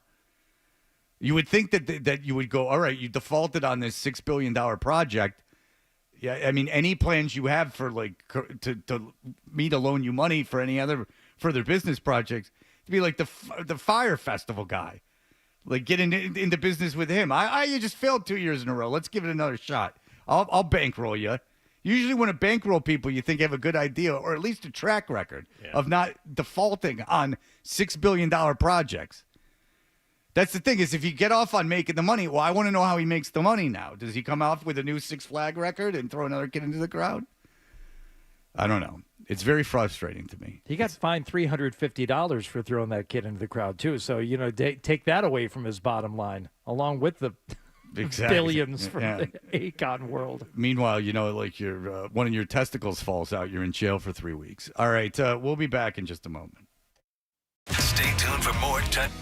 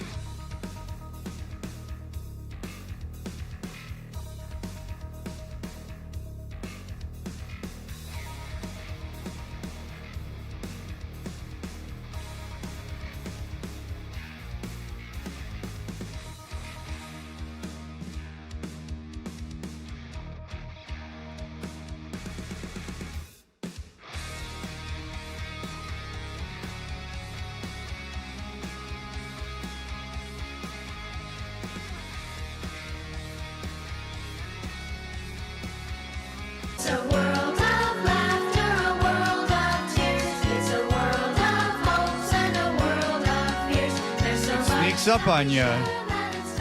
7-Eleven, and why do we know what 7-Eleven is because it's one of the great stories of someone's birthday that there's ever been told. In a completely unironic way, Dan Roach was in here, and he was talking about how he loves his birthday, and we're saying what's happening, and how he's got such a close relationship with the people in his town.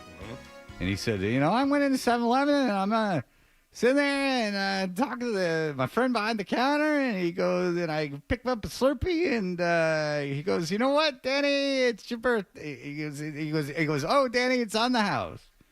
And he goes, oh, wow, thanks. And he goes, because it was my birthday. And then he goes, when's your birthday? And he goes, 7-Eleven. July 11th. And we go, oh, well, perhaps there's some kind of line of logic that would make 7-Eleven do something special on the 7-Eleven franchises do something special on 7-Eleven. And indeed, that's a time to get a free Slurpee. This is also a story I recently told to people. Was the Luis Alicea home run ball. It's still, that never rang true to me either. Yeah, that Dan claims that it was given to him by the Red Sox as a gift for when his son was born, but it was just some random home run ball that went into the stands. I don't know why Luis Alicea would ask. They brought the ball back from Anaheim where Alicea hit the home run. They first went into the crowd to get the baseball, right, and then brought it all the way back from Anaheim. It was. But Dan will believe anything to his own aggrandizement. Danny, hello. You invite me on, and then you go and destroy every myth and everything that I love about my life. What is that? But that is true. You went to 7-Eleven and you thought they were giving you a free Slurpee because the guy just happened to know it was your birthday. I'll be there today at one of the 27 throughout Massachusetts getting free Slurpees at each and every one to celebrate my birthday if you want to join me. All right. And and then we asked you if you had shown the guy even your ID and you had claimed no, you had not. You just assumed that he knew it was your birthday. Well, it was just an honesty thing. Is it your birthday? Yes. Okay, here's one. Okay. Yeah. So you just said this is on the house. Sure. All right, Dan. Well, Hi, fellas. How are we doing? Hi, Danny boy. Dan. It's Dan Roach's birthday Happy today. birthday, Dan. So we surprised him with a phone call. And when did you get up this morning, Danny? I got up at a little after 5, and I just got done my workout that I was at a place called the Institute of Performance and Fitness in North Reading, and I just finished. Okay. Did your walking club meet today? No, I had to. I partially tore my Achilles, so I have had to subdue the walking club a little bit. So now I go here 3 times a week. It's good. Nice 75-minute workout. How did you partially tear your Achilles? I don't know. The doctor thinks it was just wear and tear over time. So it's been a long process. I had some shockwave type of therapy done on it. And, but what did you do for your Achilles? It's getting better. What's that? I understand that you had that depression that you had to fight with the shockwave therapy, but you're saying that there was some. Thank you for the laugh, Danny. Yeah, all right. That was good, Fred. Thank you, Danny. So we saw that your daughter just got married. Congratulations. Yes, it was one of the best days of my life. I have to admit that. It was, and my daughter said to me the day after, she goes, Dan, she said, I think you did a great job in your tier management capacities. I did not cry, so that was the big thing during the speech that I gave. And then when I walked her down the aisle, I didn't cry. So it was a good day all the way around. Had a blast. Are you somewhat disappointed that you didn't cry? Are you disappointed in yourself? You know, it was funny afterwards, Hardy, because I did all I was so nervous leading up to the wedding about that maybe I didn't enjoy myself leading up to the wedding because all I could think about was don't cry. So I think when I got through it, I think that, the last couple of days I was like, I wish I maybe had shown some more emotion towards my daughter and my family and my wife by maybe letting out the tears and everything like that. So, I did feel a little bit guilty for not crying. But I was happy that I didn't cry during the speech. That was the one I was worried about. I didn't want to pause and try to gather myself. The best man in the wedding, Pete, the younger brother of Frank, who was married my daughter, he was bawling his eyes out, and it took him a long time to do his speech. So maybe that helped me not cry because of how much he cried. What's wrong with it was him? tough to follow up that. And Emotional wreck. Watching him make an ass of himself kind of scared you straight. No, but exactly. but in all seriousness, like I could see as a father, your daughter getting married. I got a bunch of questions, but first I'll say this: is I could see as a father your daughter getting married. If anything was going to move you to tears, that would be your brother gets married. Who gives a rat's ass? I mean, I don't. Yeah, what was he so emotional about? Did something bad happen? No, because he's the last of 6 in the family, and Frank is the second youngest. So I think he just kind of tootled around everywhere Frank went, he went. So he kind of looked up to him like a big brother thing, and they were like best buddies. And I think now he's just kind of sad because he's no longer like his best buddy. Now it's Tori. So I think it was just that emotion from it. So it was a really nice speech, and he's a nice kid. So. But yeah, it was. I felt bad for him when I was done. So I'm like, okay, I'm sure he's pleased that you brought it up on the radio. Love you, Pete. Sorry about that. All right, so I'll leave it be. All right, so but Dan, why did you care so much about crying? Honestly, like why did that bother you? I didn't want to be a blubbering mess. You know what I mean? Like but people like that. People like that. To some degree, though, Fred. You know what I mean? Like I didn't want to. Well, yeah, you can't be that. Right, you can't need to be like James Brown. Like they can't keep putting a cape on you and you keep refusing it. But Fred, go ahead. You'll appreciate the way I opened my speech with, because as you know, he has the last name. Their family has the last name as our family, Roach, R-O-C-H-E. So I said, can we get like the elephant in the room out of the way? I said, everybody with the last name Roach, or if you had the last name Roach and now you're married, could you just please stand up?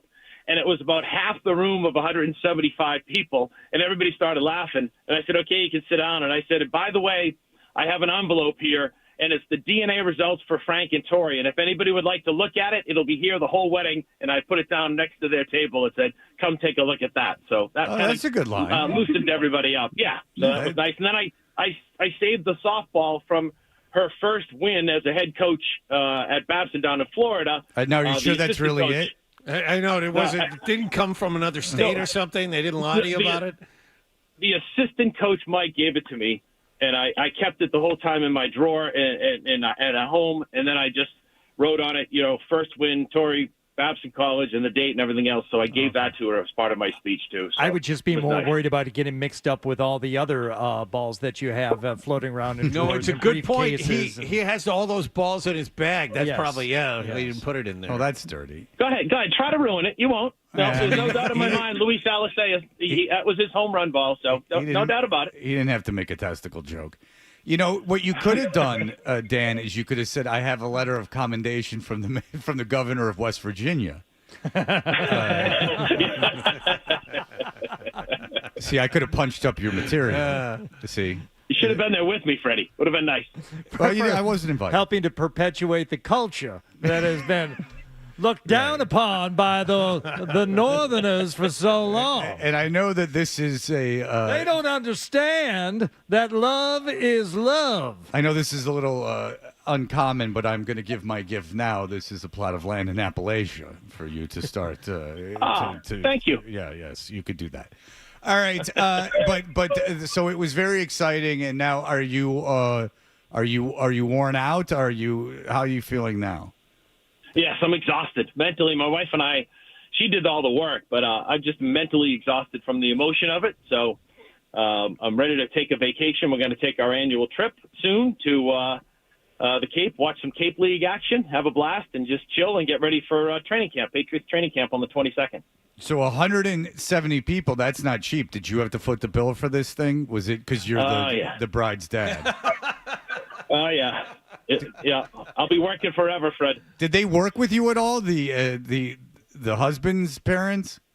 Oh, yeah. What happens now is they'll do the rehearsal party. You know what I mean? The rehearsal dinner the night before and everything. That's what we did for Harry's. Same thing when he got married. So it's kind of the way it is now. So it was fine. My wife did a great job of making, budgeting this, budgeting that. So she did a really, really good job. I just have to work for the rest of my life. Other than that, everything's fine. So I had to buy my own band when I got married. My own $10,000. $10,000. And your mother-in-law. Your mother-in-law didn't appreciate you, right? No, neither of them particularly liked me, but I had to out of pocket. They're like, "We'll pay for this, and this, but we won't pay for the band." I had to pay $10,000 out of my own pocket to get the band, and Wow. I was 30. I mean, I wasn't rolling in money there, Danny boy. Yeah, You understand that's what hard. I'm saying? We had a DJ named Pete. He was awesome. We had a saxophone player named Larry. He was great. It was fun. Just a saxophone Did player? he wear a shirt, or was it he Lost went Boys? he went with the DJ, so he would join in the song and do different things for it. The girls all loved him. It was pretty cool. It was fun to watch. So, Why'd the girls all love him? Because he was just good. He was like bopping around the dance floor, playing the sax and everything else. So just good music. Okay, well, good. Well, listen, I'm glad you enjoyed it. Congratulations, both your kids have been married off successfully. That seems like a tip of the cap to you and your wife, and that's got to make you feel good. And now you're down to the Cape League, and your wife does not go to these games with you, right? Or does she go? Oh, no, she does. Yeah, we get there early, and I watch batting practice and infield because you can see a lot about each player when you watch an infield, especially with the arms and things like that. So, yeah, we go and enjoy, and we'll watch about 5 innings, and then we'll, saunter back to the hotel and watch the Red Sox. So it's a great week. It's coming up, so it should be a lot of fun. She likes baseball as much as you do. She endures it, put it that way. So Well, that's a lot of enduring. I mean, if she'll go early to a Cape League game and then come back and then watch the Red Sox with you, that seems like that's in your entire existence down there. Yeah, well, it's why we've been married for 30, coming up on 34 years, Freddie T. Well, congratulations. You're a better man Thank you, than and I. it's nice to see the Red Sox winning 7 straight, boys, right? And Roman Anthony, as I told you, the new face of the franchise and company, they're all doing well. So That was a good. bold statement you made, Dan. Again, I'm going to compliment you on that wild Roman Anthony take. That the best prospect. The day you attacked me on the radio when I was trying to just talk about the trade, I was trying to give all sides of it. No. You to Roman Anthony being the face of the franchise was going to happen regardless of Rafael Devers being here or not. You were taking something that was ancillary to it and making it that. But I admitted that you said when I felt bad when you texted me and said that you weren't in favor of the trade. I came on the air and said you weren't. You have to say that. All right. Well, you heard me do it. Okay. I did. Yeah, all right. So you're pretending like I didn't do it. You heard me. You texted me, and I said, "I'm sorry. I was legitimately sorry." I'm like, I didn't mean to put words in your mouth. I said, "I'll say something," and you said, "Don't worry about it." And I go, "No, I'll do it." And then I did it. I felt bad. I just like to hear it. I like to hear it again, Fred. It's Okay. coming out of you. All right. Very good. Well, Danny, we love you. Happy birthday. Congratulations on all the wonderful things that have happened. And Thanks. Love you, fellas. Have a great day. Have a great weekend. Happy birthday, Dan. Yeah, Danny. There you Thank go. you. Thank you very much. There you go, Danny. It's his day. I hope his wife likes baseball. That's really above and beyond. I mean, he's going to go to Chatham. He's going to watch the what are they? The A's, the Anglers, whatever they are. That's 5 innings. Then you walk back to the hotel and you sit in the bar. And They you only watch the play Red 5 Sox. innings? No. He says he stays They 5 stay innings. 5 innings, and then they leave. They saunter back to the hotel to watch the Red Sox. That's because that's a lot. I mean, if she doesn't like baseball, that's, almost cruel. I mean, they're there, what? It can't be very long if training camp starts the 22nd and he's not there yet. You figure he's going to be there a week. I would say the real cruelty is the batting practice and the infield warm-up session. That's a lot. That's a lot. Yeah. For Cape League? Yeah.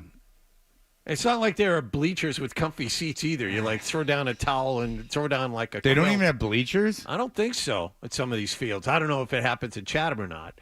But at some of these fields, you just sit on the ground. I know it's a very prestigious wood bat league, but everything's wood bat now. Like all these summer tournaments are wood bat. I don't know why. Maybe it's an insurance thing. I don't understand. But everything my son plays in is wood bat thing now. Interesting. Yeah, I don't know why. I Not think like he's hidden. but Obviously, the wood bat league is for scouts to see the kids and project them forward, I would think, right? Well, for the Cape League, Yeah, that's for why the it would Cape be a League. wood bat Yeah. league. I don't know why a 16 and under I don't know league that. would be a wood bat league. I don't understand it because Yeah, it doesn't make any sense when everything else they're doing is not wood bat. yeah, it's like high school. It's not wood bat. I don't understand why it's got to be. I bet you anything it's an insurance thing because the ball comes off faster off the aluminum bat. All right, we'll be back in just a moment. Look at us, Bert Breer. He texted. He said, "I'm not coming in today," and he goes, The only we have a car, so we had to get on the 6:30 shuttle from Nantucket. Okay, what the hell does that have to do with anything? That means you can't come on. Doesn't mean why you didn't tell us you couldn't come on. That's great that's the one you had to take. You were under no obligation to do the show, but it would have been nice to know yesterday that you weren't doing the show. That's just a fascinating quote-unquote excuse. That's not really an excuse at all. It's just a fact that they had to do this, and then it doesn't explain the lack of communication at all. Or planning. Yeah. All right, so we'll be back in just a moment. Here are the headlines. Essential Sports Hub headline presented by Celsius Energy Drink.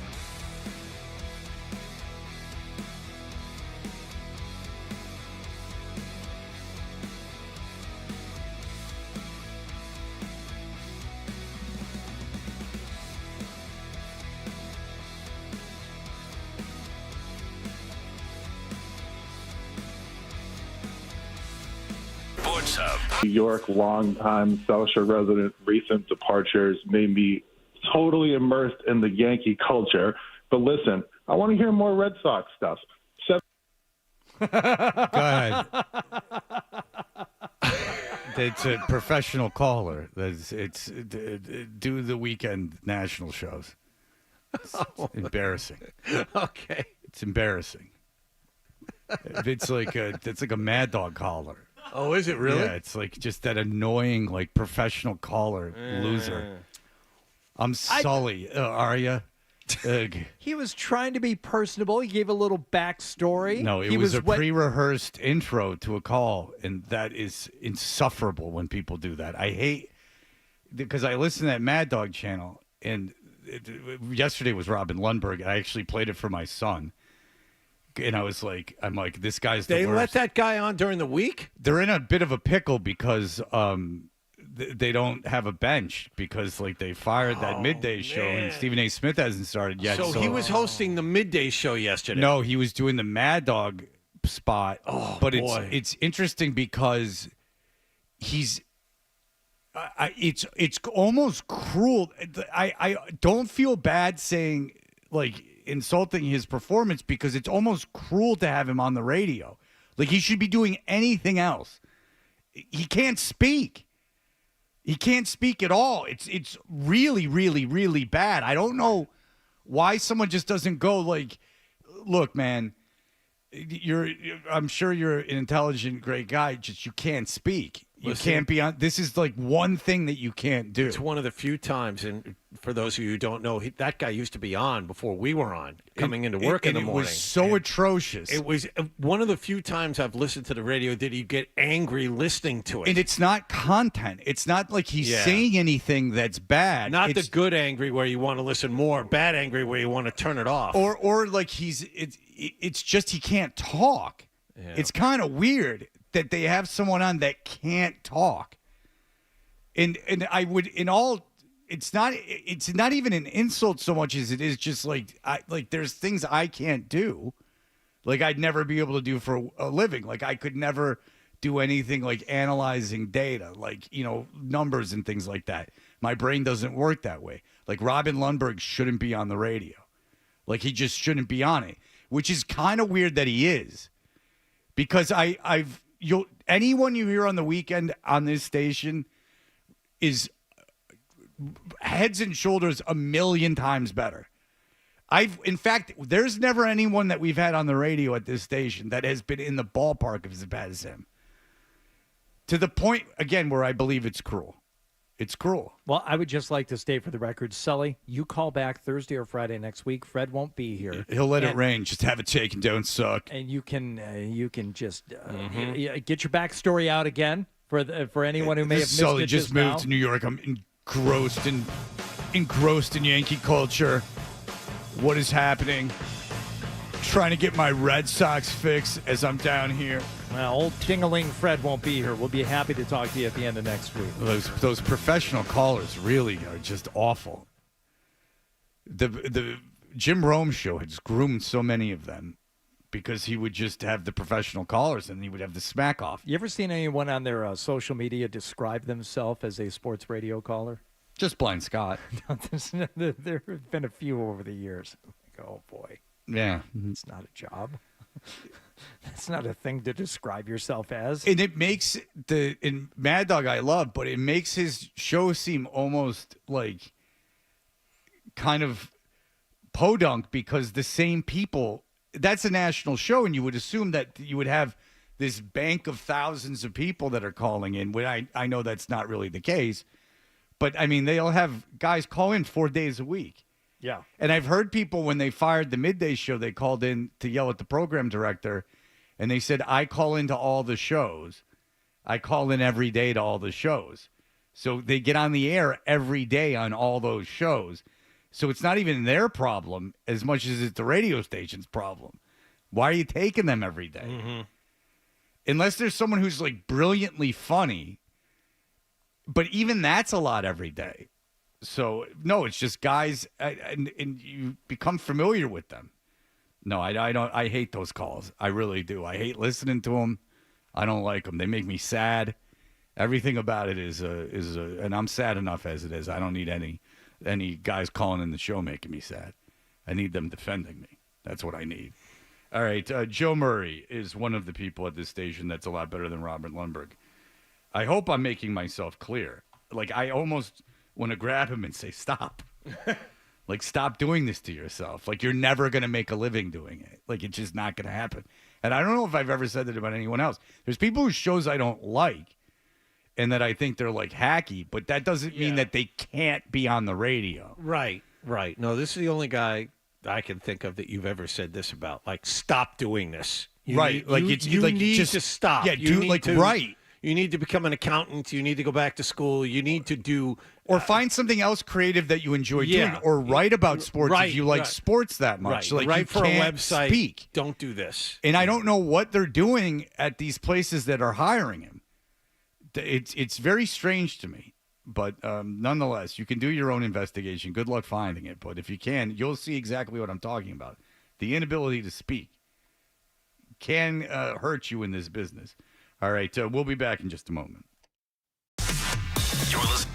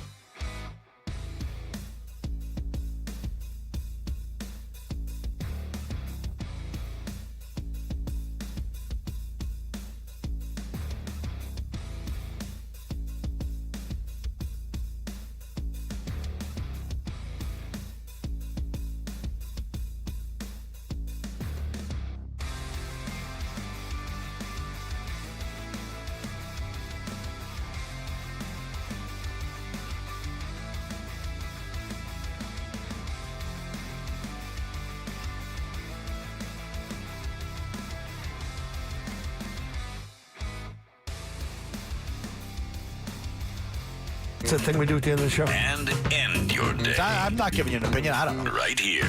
98.5, The Sports Hub. And now, back to Toucher and Hardy on the Sports Hub. Oh. A lot of food. Oh, my God. The good food that I had. Oh. Super.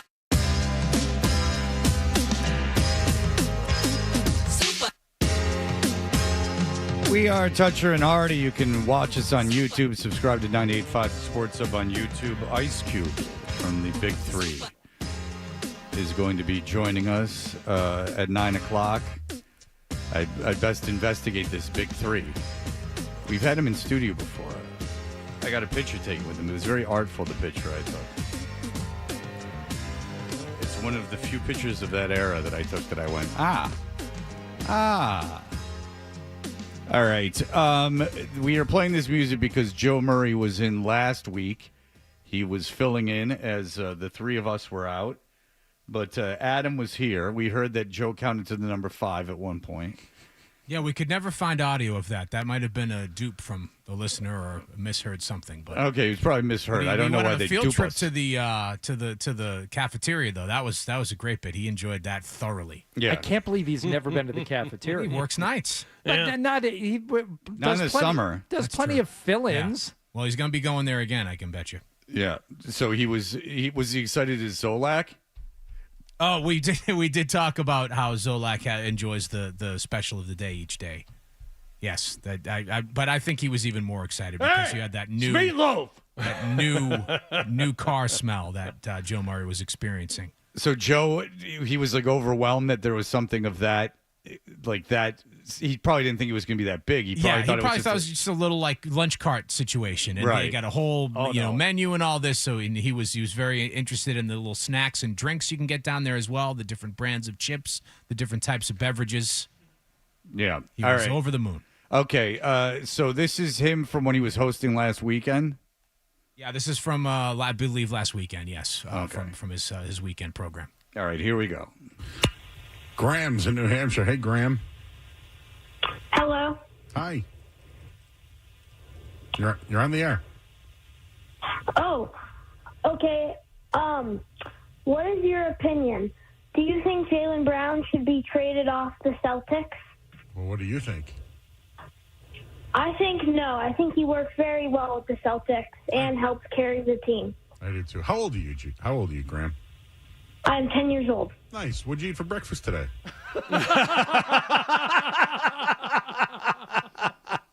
Here's an opportunity. Now let's pivot this into a conversation that I can get down with. It's not edited at all. Get calls. How old are you, young man? I'm 10. What'd you have for breakfast? Let's talk waffles. I'm 10 years old. Nice. What'd you eat for breakfast today?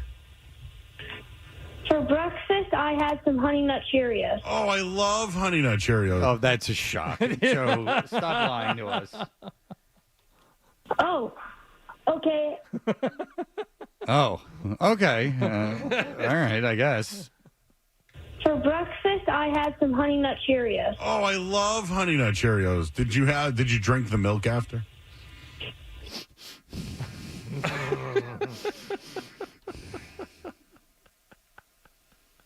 His nasal noises. For breakfast, I had some Honey Nut Cheerios. Oh, I love Honey Nut Cheerios. Did you drink the milk after?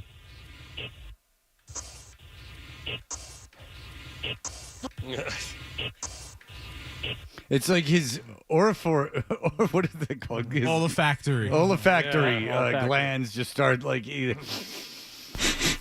because that's so much of your taste is your smell. But it's that, and it's also the anticipation of the answer. Don't get this one wrong, kid. You're doing so well. So you tell me you drink the milk. Don't waste the milk. Yep. That's awesome. Would you have like an orange juice with it as well, or a Capri Sun? Yeah, I think I had some orange juice. That's awesome. Now, let's don't let a good thing die. Some may have tapped out after the Honey Nut Cheerios answer and found that not to be compelling and gone on to something else. Oh no, there's more to mine here. Or just saying the 10-year-old got his question and he had a good morning of it, and now it's time to move on with life, with the important stuff. But it's not every day you get a 10-year-old on the air it's so forthright as to what they had for breakfast. Now, what are you going to have for lunch? Now, this was during this show? This was during his weekend program, yeah. Sunday. Oh, this was Sunday. Yeah. Okay. Oh, well, now I don't blame him. I mean, he's just got to come in and watch the clock tick by. Now, what are you going to have for lunch? I do not know. I'm sorry, what did he say? It's Jeff's cousin's kid. Oh, it is Jeff's cousin's kid. Hello, Jeff's cousin's kid. Hello. What do you got for? What's your favorite Jeff story? Jeff. Who's Jeff? One of his producers? Does that Weekend sound right? producer, yes. Yeah. Yes. Okay. Well, I mean, Yep. Does everyone know Jeff on the weekends? You do now. He's Jeff's cousin's kid, of course. Yep. You know Jeff. The guy that's here once a week. Jeff. My name's Jeff. Oh. Jeff story? Yeah, what can you tell us about Jeff? Yeah, please tell us anything about Jeff. I'd like to know. I don't have any idea what you're talking about. Okay. We have these things called lynch parties. It's basically where I don't like that. That's not good. No. we have these things called lynch parties. It's basically where everyone from the Lynch family, including Jeff, gets together and they go crazy. Whoa, crazy! He's not wrong. What? Hold on. Jeff is holding back. You can tell. There's some craziness that Jeff is not willing to talk about. He's not wrong. Yep. He's not wrong. When the Lynch clan gets together. Whee! Well, how crazy do you get? Did you drink the milk after? Yeah, we all just have cereal and go bonkers. And they go crazy. Whoa, crazy! He's not wrong. What do you consider crazy, Grandma? 10 years old? Lots of yelling, very loud. Oh, really? Are they watching sports? Yeah, sometimes they also play left, right, center. Okay. What kind of junk food do they have? I mean, if it's a party, I mean, come on. Do they eat junk? When is the trash day? How close to the party is trash day? What time do they pick the trash up? Is there usually a lot of extras? Leftovers? Are they put usually in a separate bag? What kind of junk food do they have? Usually they put some chips out. What kind of chips? Little dip? Sometimes they put some like Lay's out, Doritos. Oh yeah, there we go. Those are the goodies. That's awesome, man. So the Lynch party, huh? The family of Yep. Lynches. That's cool, man. What do you think about? He's going to get back to sports, though. I can feel it, though. He's pivoting here. The hell you no, said. he's going to talk about the Celtics or the Red Sox. Well, once you get the producer's, cousin on the line, cousin's kid on the line, you can't hold this forever. That's a second cousin. That's cool, man. What do you think about? What's your favorite frozen dessert?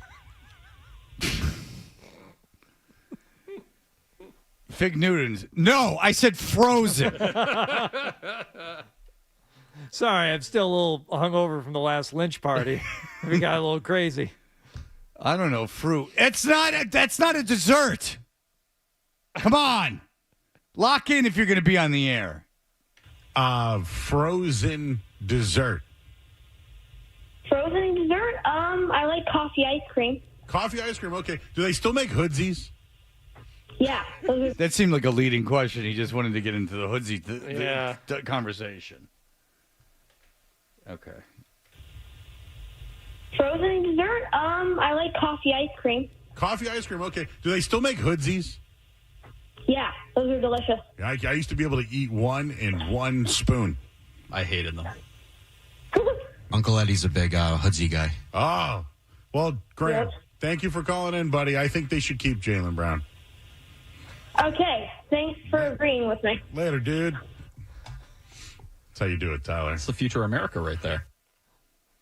Yep. Okay. Don't know what else to do with that. Kind of just happened, and there you are. Come out of it, and you learned a little something. Later, dude. Later, dude.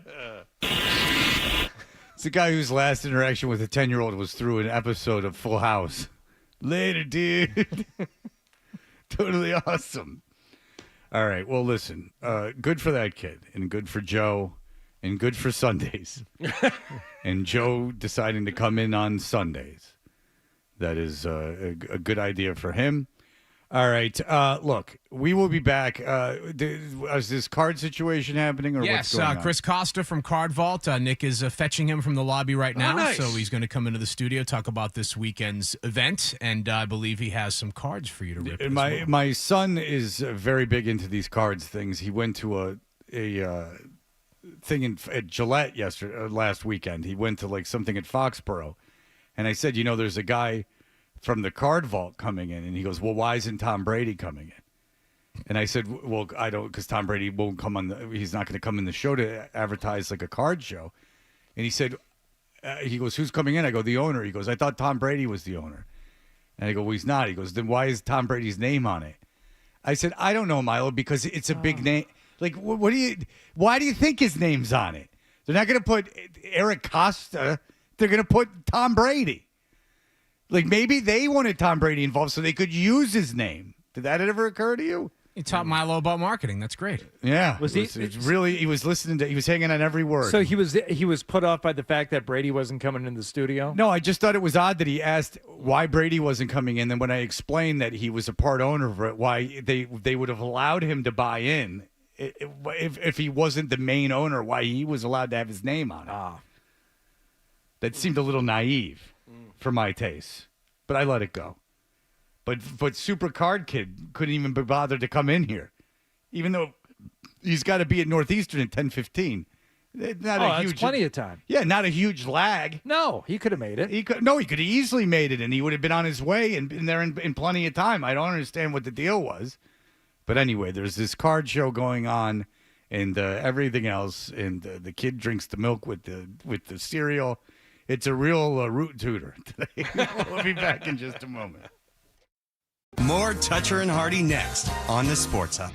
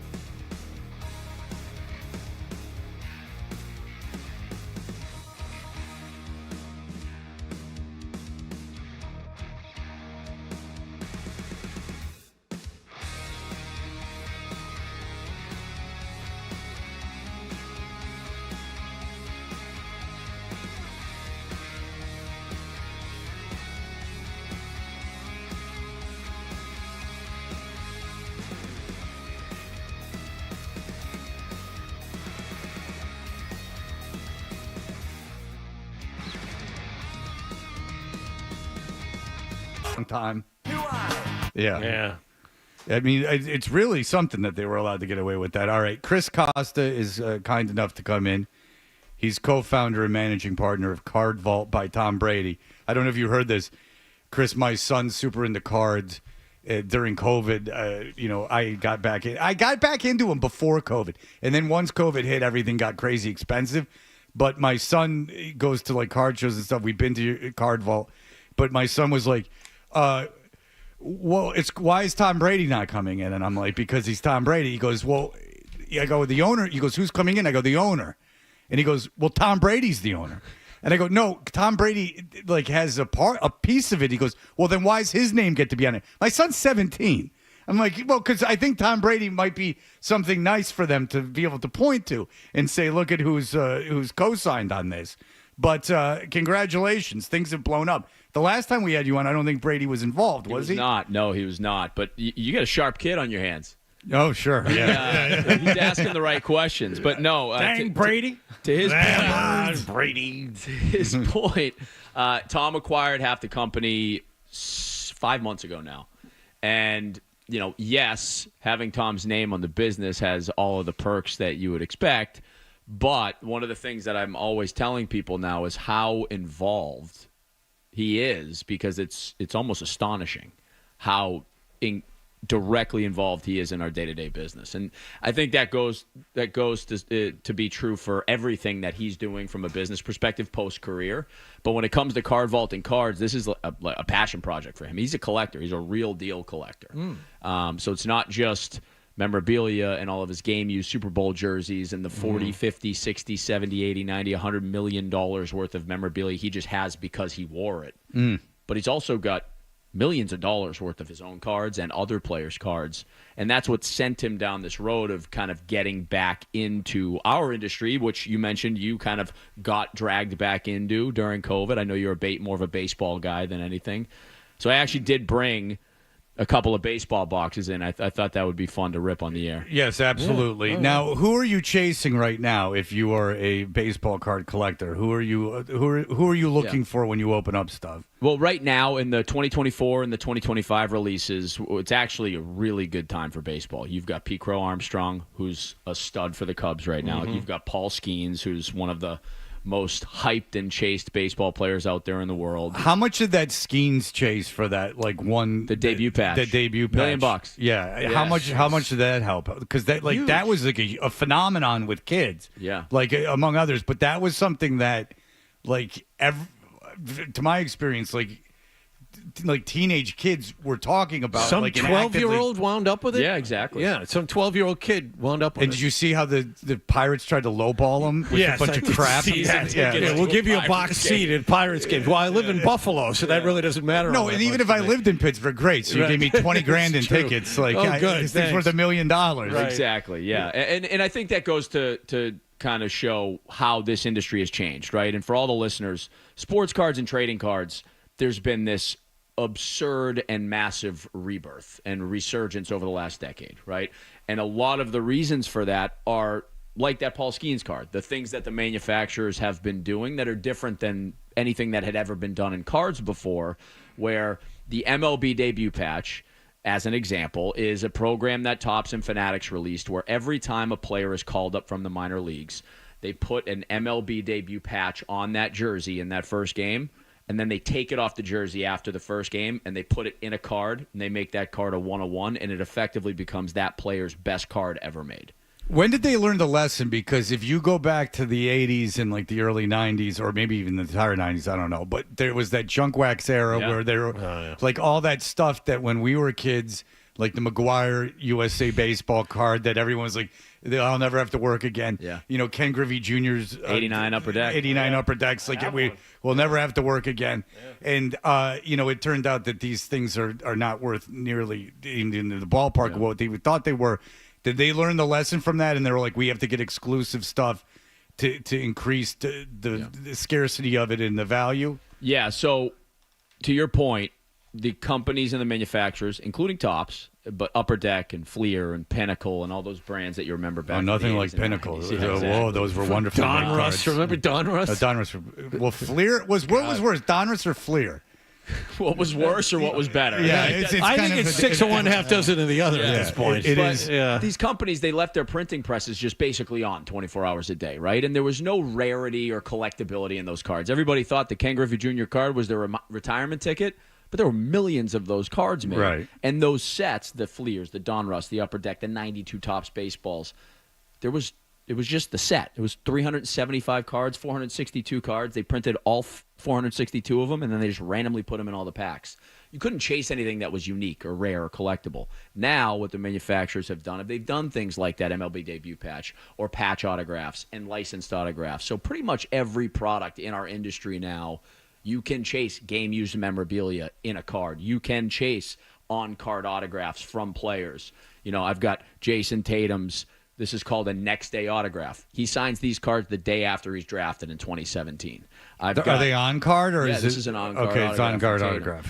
How much is that worth? It's a $3,000 card. Okay. Yeah, expensive, but not crazy. Right. The scale goes all the way up to the 9 figures in our world today. You know, I've got really cool items like a Manny Ramirez game-used logo man patch 1 of 1 autograph. So they take the MLB logo man off the jersey, which is there's only one of on that jersey, and they make the 1 of 1 as they cut these jerseys up and create the cards. Because the quality of patch, too, because they cut up the uniforms, and sometimes you'll just get like a piece of one-toned fabric, but if there's like a piece of the team logo or something like that, that makes it... They pick the most compelling part of the jersey, right, and they make the most valuable cards out of that. So if I take a David Ortiz jersey, like this Centennial jersey from back in 2022... It's got the green Red Sox logo.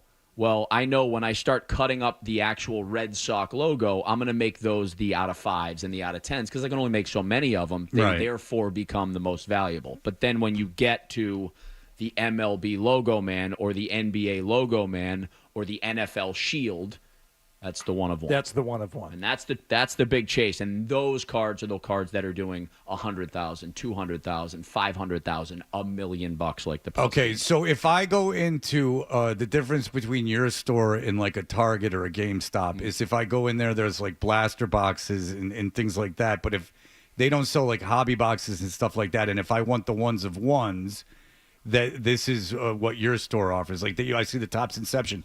I'm a bit of a dork. I know all of these things. Yeah. Certainly not as much as most people. But all right. So this is Topps Inception.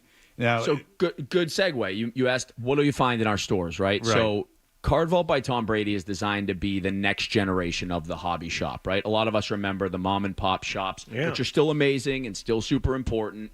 But, you know, a little cluttered, a little confusing, a little dusty. Oh, the one in Newton's is just cardboard. It's just a bunch of cardboard boxes. I don't know if you've been in there. When I go to in frame, they offered the same thing. They offered to hire my son to clean up the cardboard boxes, which, of course, he turned down because it involved work. That's a cool part of our industry, and I don't think that should ever go away. Right. But I think what was needed was a clean, upscaled, educational, accessible, approachable experience, and that's what we aim to offer. So because just to add to your point, there is, because I've been to card shows, and there is this idea of intimidation that I feel because ultimately, I don't know, right? Yeah. Like, because a perceived value or something, or even what something sold on eBay, isn't necessarily what someone's willing to pay that day, or what someone's asking for.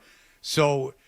A big thing about I've been to your place a bunch of times, but a big thing about that is like that trust factor should not go undersold because, again, if you're paying $500, $250 for something, it's a perceived value, right? You need to trust the guy selling it to you that they're not they're not pulling the wool over your eyes. The trust is huge, and that's what we do. It's everything from the individual cards. If you're going to try to find your favorite Red Sox, Bruin, Bull, Bear, whatever player or team you're looking for, Lions, but also your favorite sealed product, or you're trying to get a box for a kid or a family member to go chase a Paul Skeens rookie card, you know, you can do that in our store and then some. And, you know, we do the authorized and licensed memorabilia and frame signed jerseys and signed helmets and all that stuff, but it's designed to be an educational, approachable experience. But to your point, Fred, it's also designed to be trustworthy.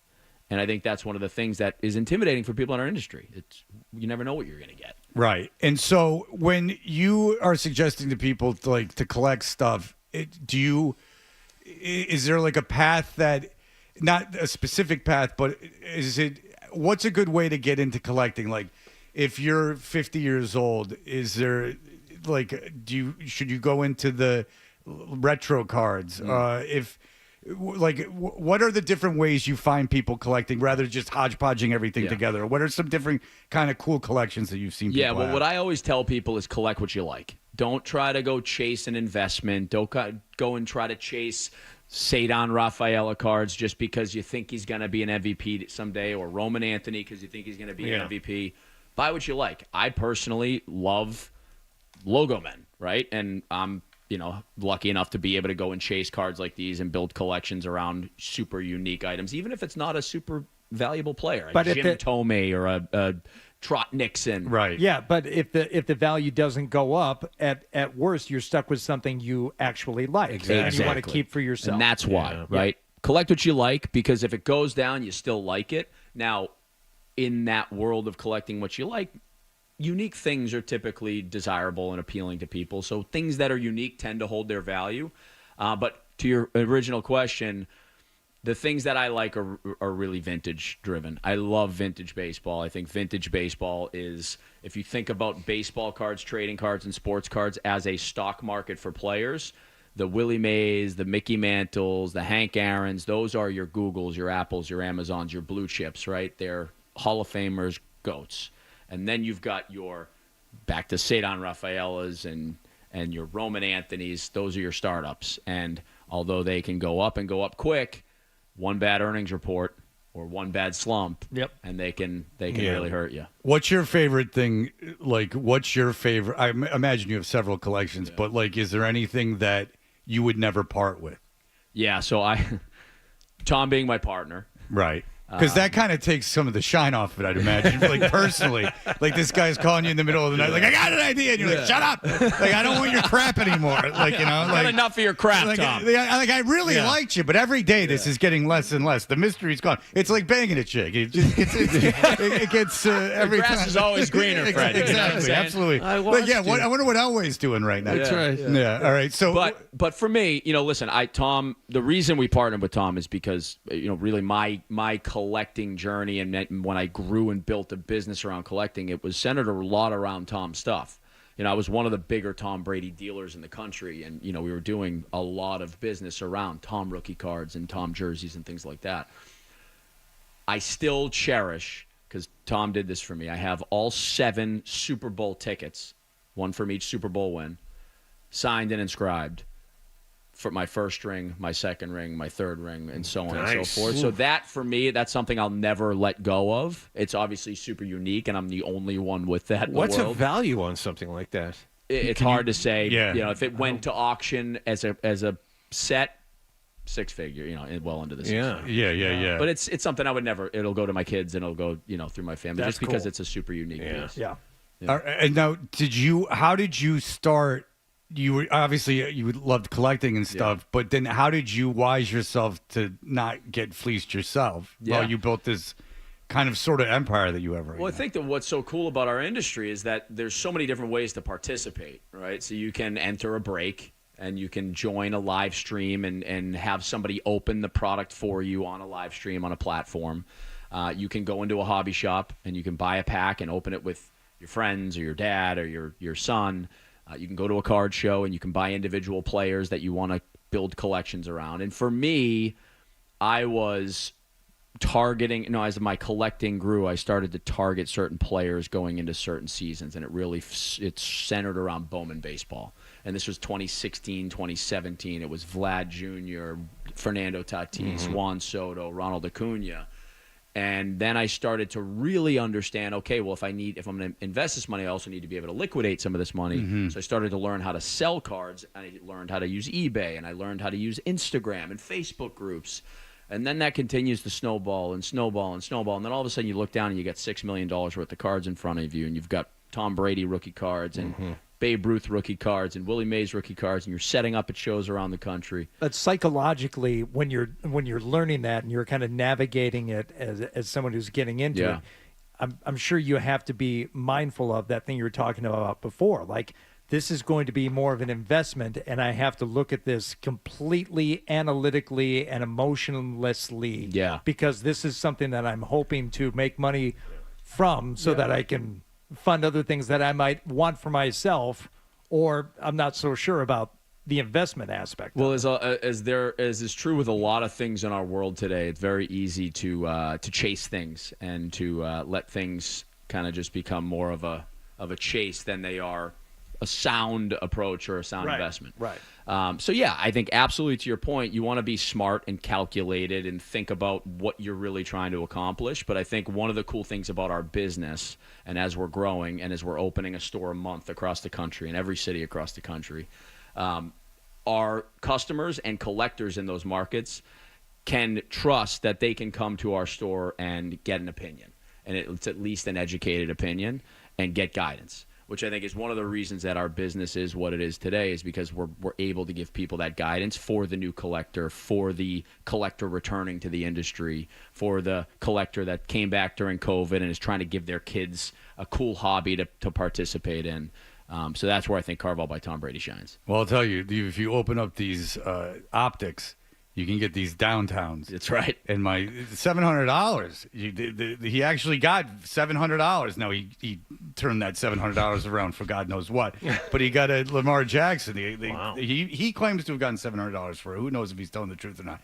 All right. Fred, let me see what you got in that. So am I allowed to open this? Of course, Or I took the seal off of it. It's 2024 Oh, Inception. well, now I don't trust it. I think that you've been through the pack. 2024 Let me check the Inception wax. baseball, so you've got a guaranteed autograph in that pack. All right, 2024 Inception baseball. So when I tear this, now, do you put should I put something over the cards? I've got you some supplies right here. Okay, no. I know I got, but I'm just saying when I you're open saying it. should you sweat it? So, yeah, should I? I'll do the sweat it. sweat. I'll sweat it a little bit. I'll put something over the top here. And This is almost like ASMR for the listeners. You got the pack cracking. Oh, yeah. I love it. I mean, there are people in the sports card realm that do ASMR. That's right. All right, let's see what I have here as I move it up. All right, I have the Inception. I have a Brian Ramos or Ramos. A lot of Brian Ramos collectors out there in the Boston absolutely. Ellie De La Cruz. Ooh, that's of course. There it is. That's a Ellie rookie Rookie. That's card. really good. Ellie Rookie. So he's the top chase. Him and Skeens are the two top chases in the product. And look Look what at I that. got. Now So you got an Ellie Rookie card. Sleeve it now. so okay, what do we Nick, sleeve this. Nick, I don't want you touching it, Nicholas. No, Nick. Nick, back off. Nick, back off. This is real money now. Wash your hands. Little boy. Nick, bring gloves in. Nick. Right. So I hit a big one. Oh, now I got a numbered Ronnie Mauricio. Okay, we'll take a Ronnie Mauricio. Okay, that's I'm numbered. really excited about that Ellie. I am Pulling really an Ellie excited rookie about on the air is fun. Ellie De La Cruz rookie. I mean, you can't get much. This is a numbered Freddie Freeman. Here comes out her of autograph. 199. Oh, yeah, this is okay. Now let's look. Let's go here. Jordan Wicks patch autograph. Ooh, nice little That is a three-color, very too. nice. It's a beautiful patch. tricolor patch right there. Interesting. So a three-color patch means they took the patch from a part of the jersey where you were able to get some of the stitching, some of the logo, and that's generally more desirable than just, on a Red Sox jersey, you get the gray swatch from the middle of the jersey. Sure. And that is why I do enjoy the card hobby is that it's essentially gambling to a certain extent. It certainly is. And so when you pull something like the LA De La Cruz, if you can see this on YouTube, it's very exciting, and he's a very exciting player. All right, what do you got going on, Chris? I love having you on. What do you got going on? Thank you. Yeah, so we're currently opening a store a month, which is that's crazy. Crazy to say every time I say it. So we're coming to Wrigley Field in Chicago at the end of this month on the first day of the National, which is the big sports convention in the collector convention in Chicago. After that, we'll be in Las Vegas, and we'll be in Soho, and we'll be in Dallas, we'll be in San Francisco, and all over the country. Miami, every major city, every major ballpark, arena, and stadium. While we're doing that, we're still doing our Causeway Card Show, which is our local card show, our gift to the New England collector, and that is tomorrow. That is tomorrow on Saturday. We do we do one every few months, and that's 100 vendors that do what we do, setting up and putting out their inventory, and then our ticket holders can come in and they can buy and sell and trade and check out a bunch of cool stuff. And we also have Carlos Narvaez coming in at 9 a.m., and he's going to be doing some autographs and photos and meet and greets and all that cool stuff. So the Causeway Card Show is still something I really care a lot about because I think it's something that we give back to where we started, our New England roots for the New England collector. But, yeah, as far as Card Vault by Tom Brady, we are on a rocket ship, and our team is heads down, and we're going 100 miles an hour. Well, listen, I'm going to go tomorrow. I will go after my son's game, but it's great. You got a great business, and that card show is a lot of fun. And congratulations on this success. Yeah, it's not easy to do.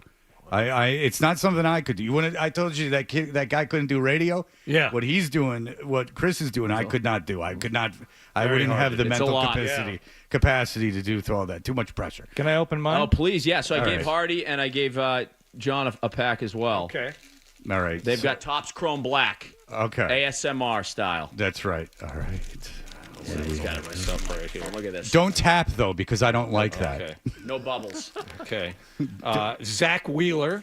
Okay. All right, We got he's a Zach stud. Wheeler.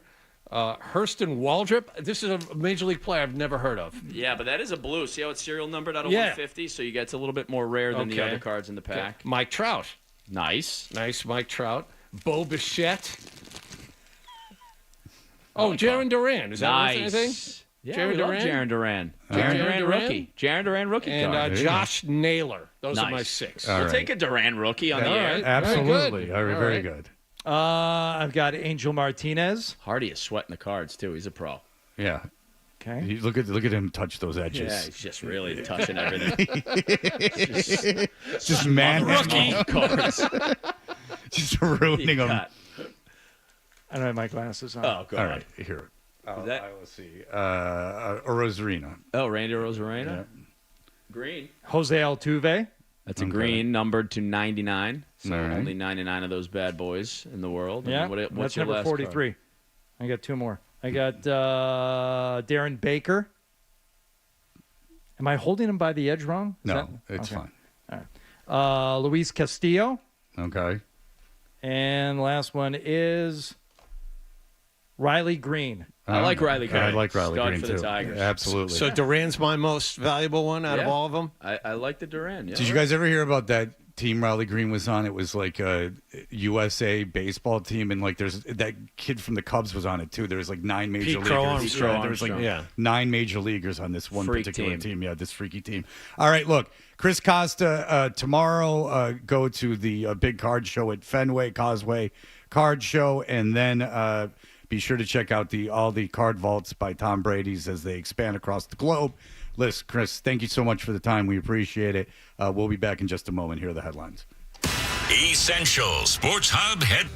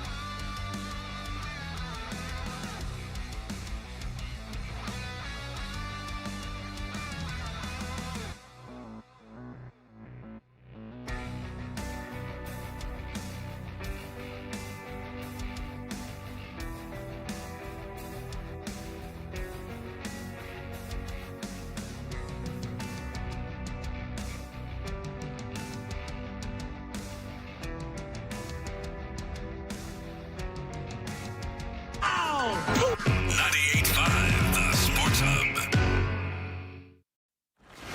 Hey, if your alarm clock sounds like this is the show for you. Toucher and Hardy. Which I understand, but it still seems like a rigged game. Like, just because you have an LLC, then no one can come after you. When you fold the LLC, you still keep your personal wealth. Okay. It's just it seems like a bit of a rigged game. That's all. I should start an LLC.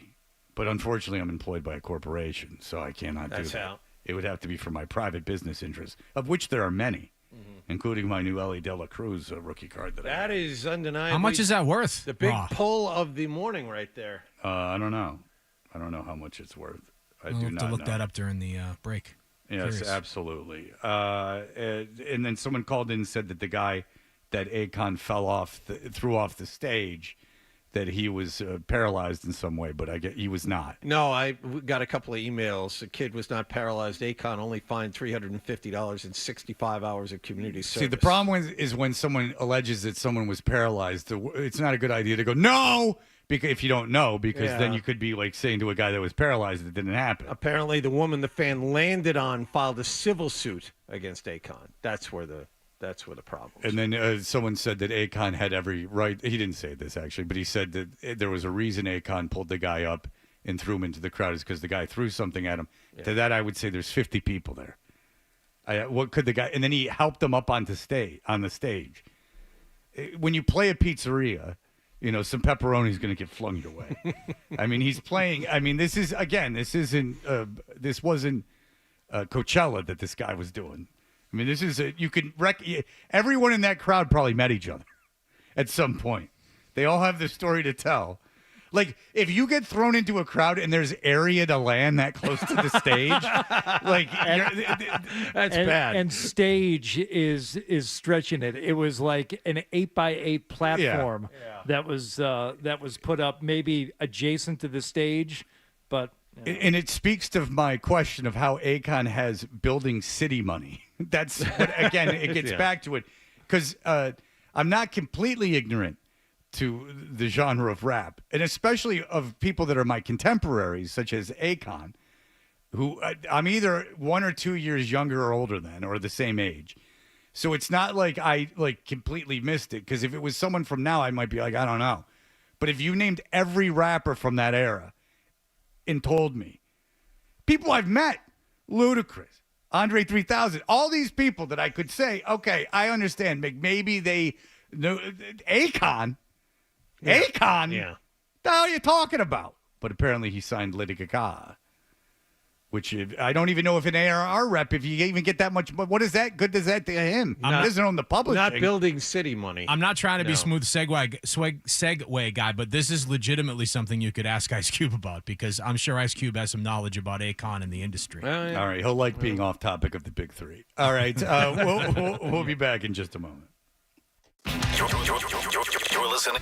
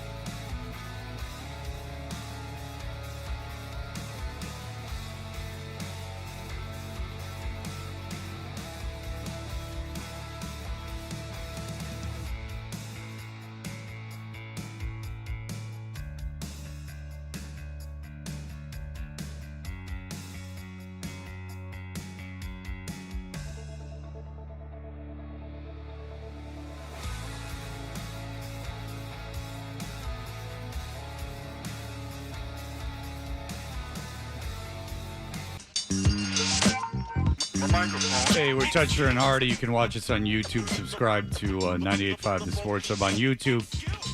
Big Three season is here. Week 5 returns to Boston this weekend. It's Sunday at 3 o'clock from the TD Garden. Tickets are available now at big3.com/tickets.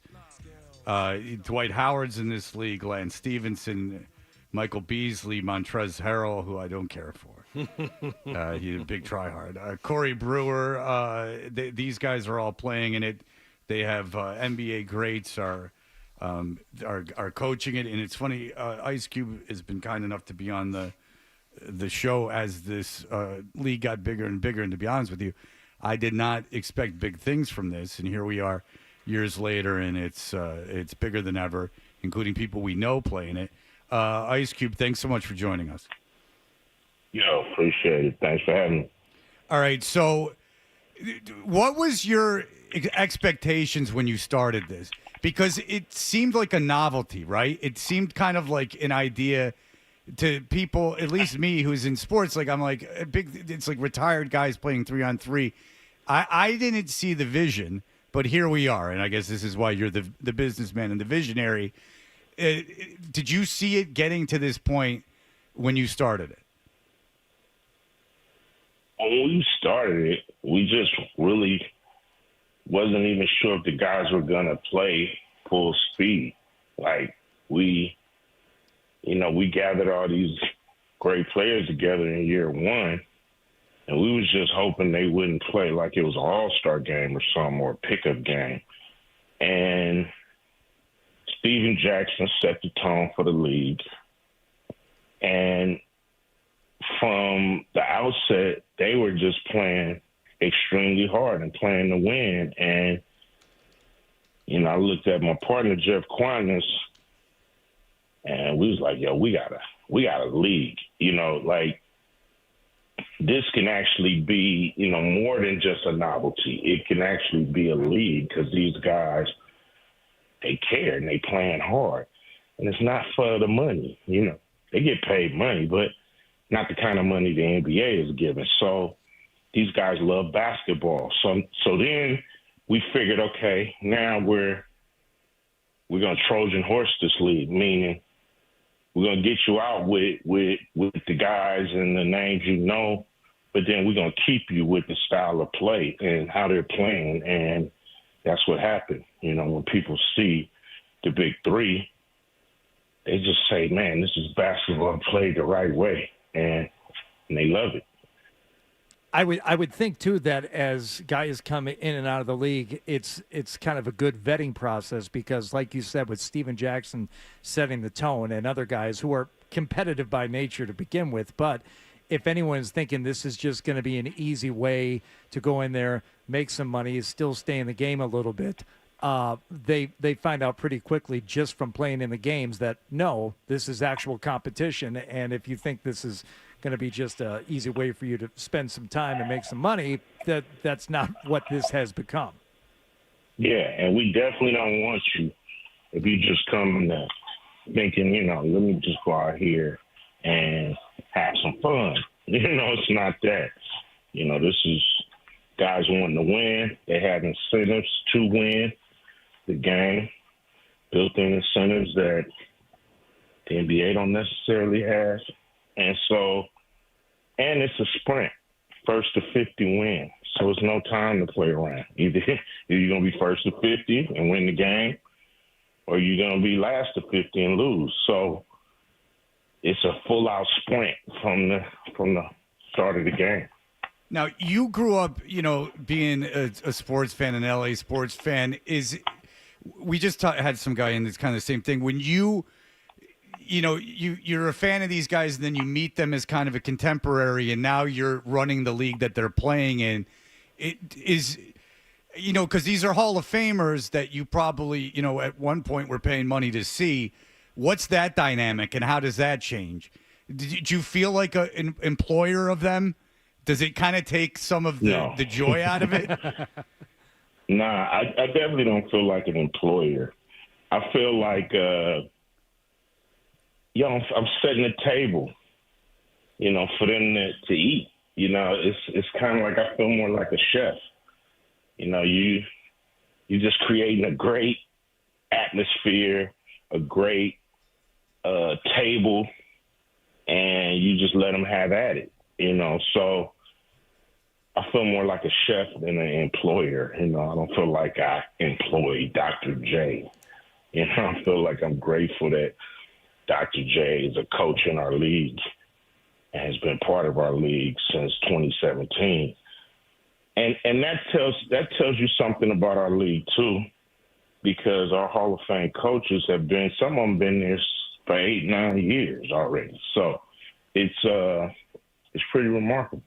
All right. They're still my heroes, you know. Yeah, and that's the thing is that it's got to be, because, you know, at one point you were a kid, no matter how famous you get.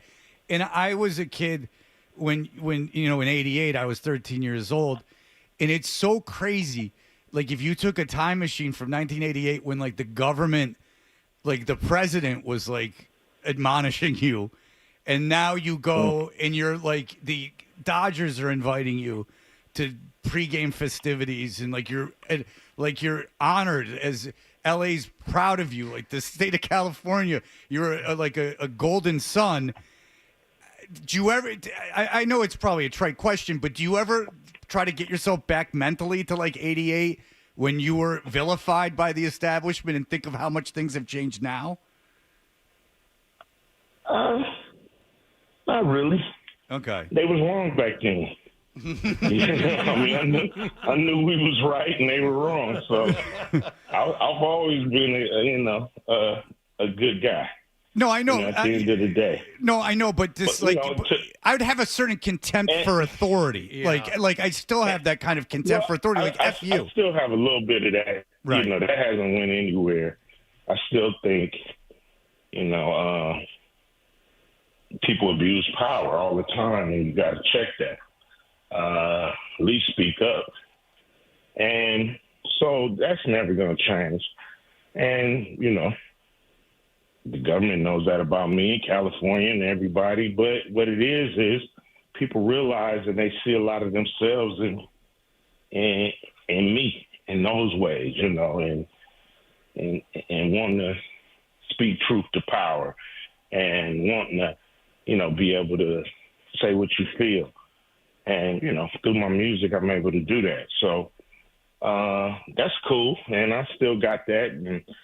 But they love me in L.A. My guy said, "Man, why don't you run for the governor of L.A.?" And I'm like, I'm already the governor of California. Why mess that up? Yeah, no one with your intelligence needs to be in politics, and I'm not being cute.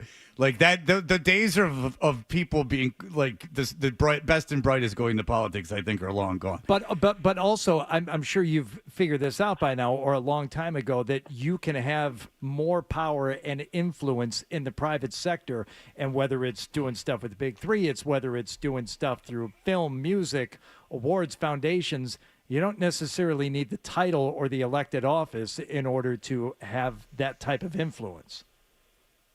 Don't need it and don't want it. So, yeah, I'm right where I want to be, right where I need to be, and I'm, most effective.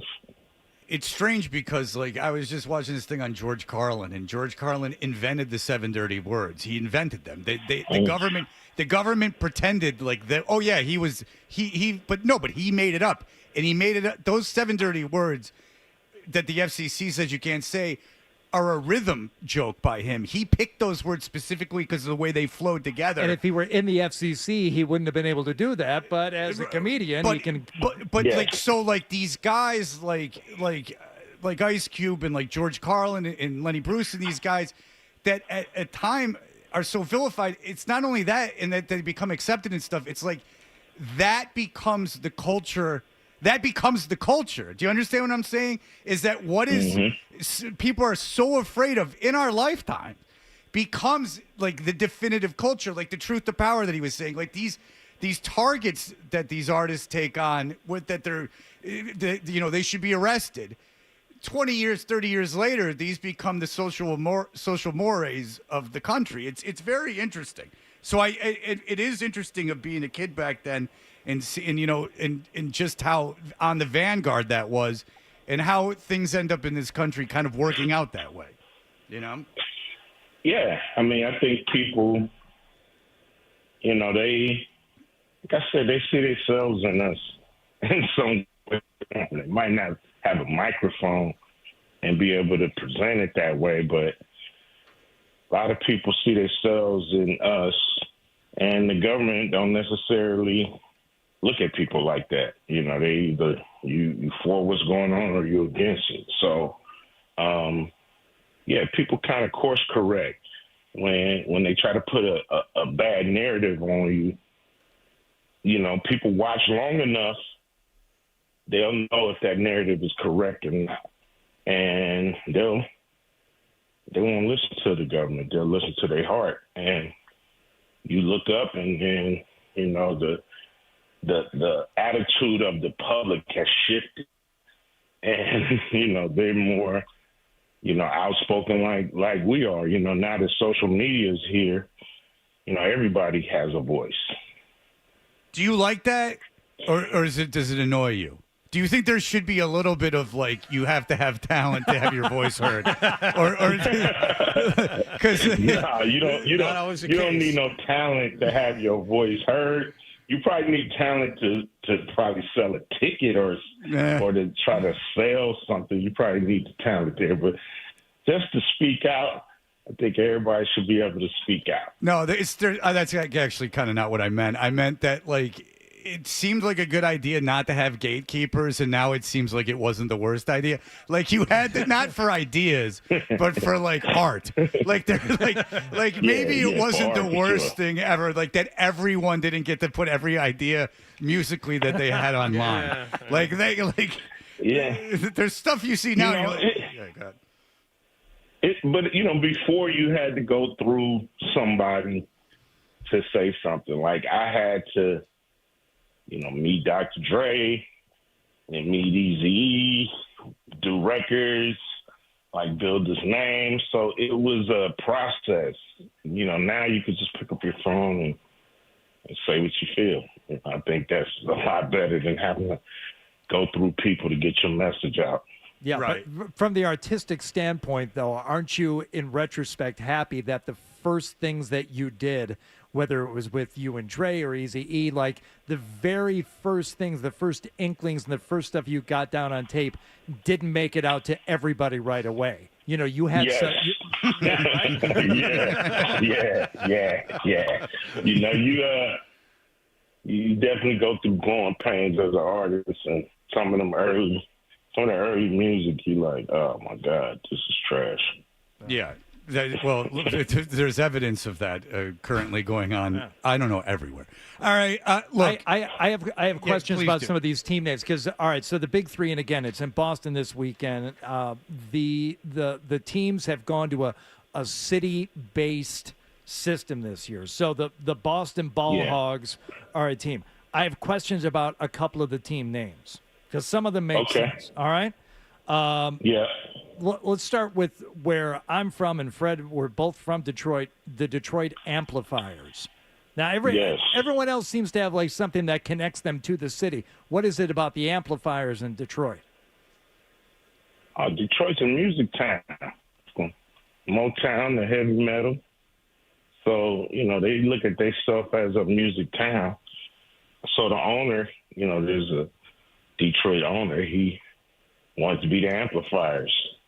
I had other names that are actually kind of on hiatus because the new owner came in and they wanted their own names. So we got the Amplifiers, we got the rig hands in Houston. That makes sense. Because the guys are into energy. They bought the team. Masturbation.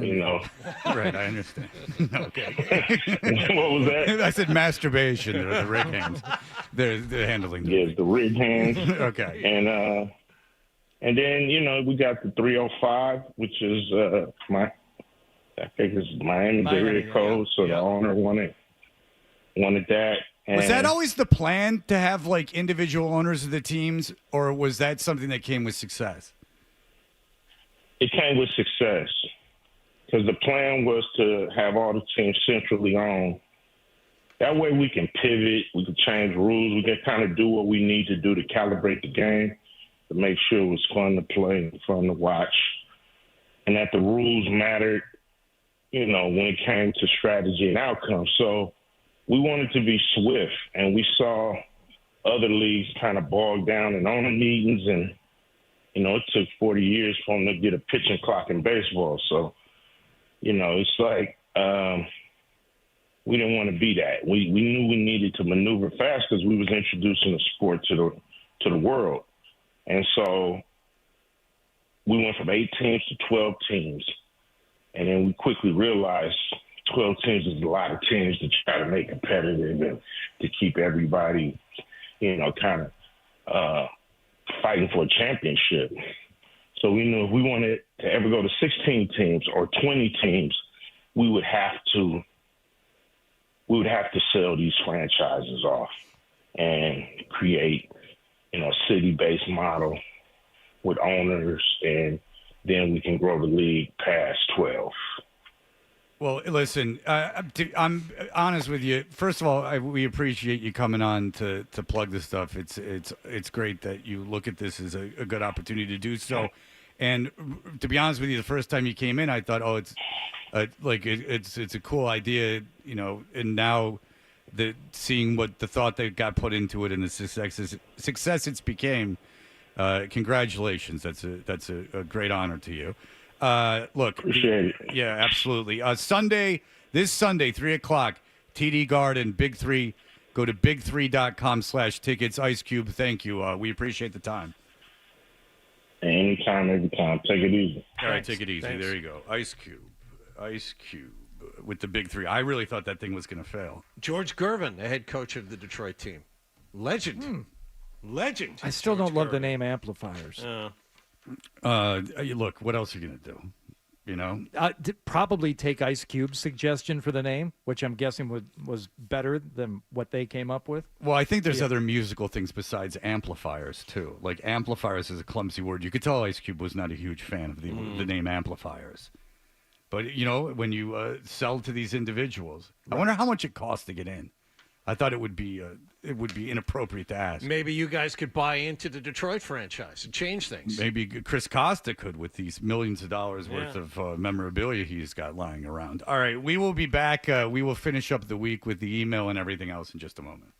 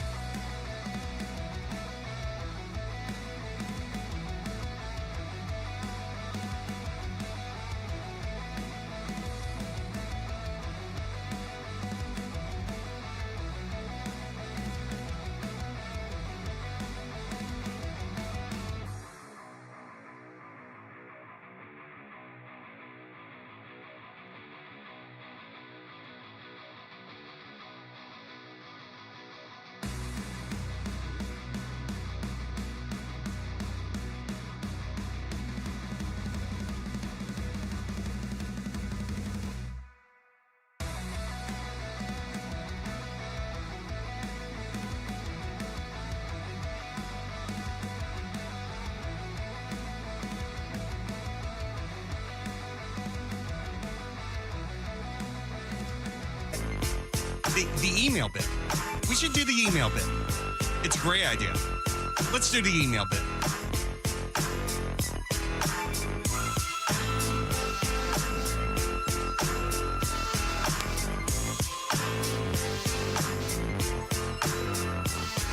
Talking to my son, the guy from Card Vault was in. He says, I pulled an L.A. De La Cruz rookie because he's got to go to Northeastern. I got to get him up. And he's like, what did he get me? And I'm like, nothing. He could have come in and he would have given you a lot of stuff.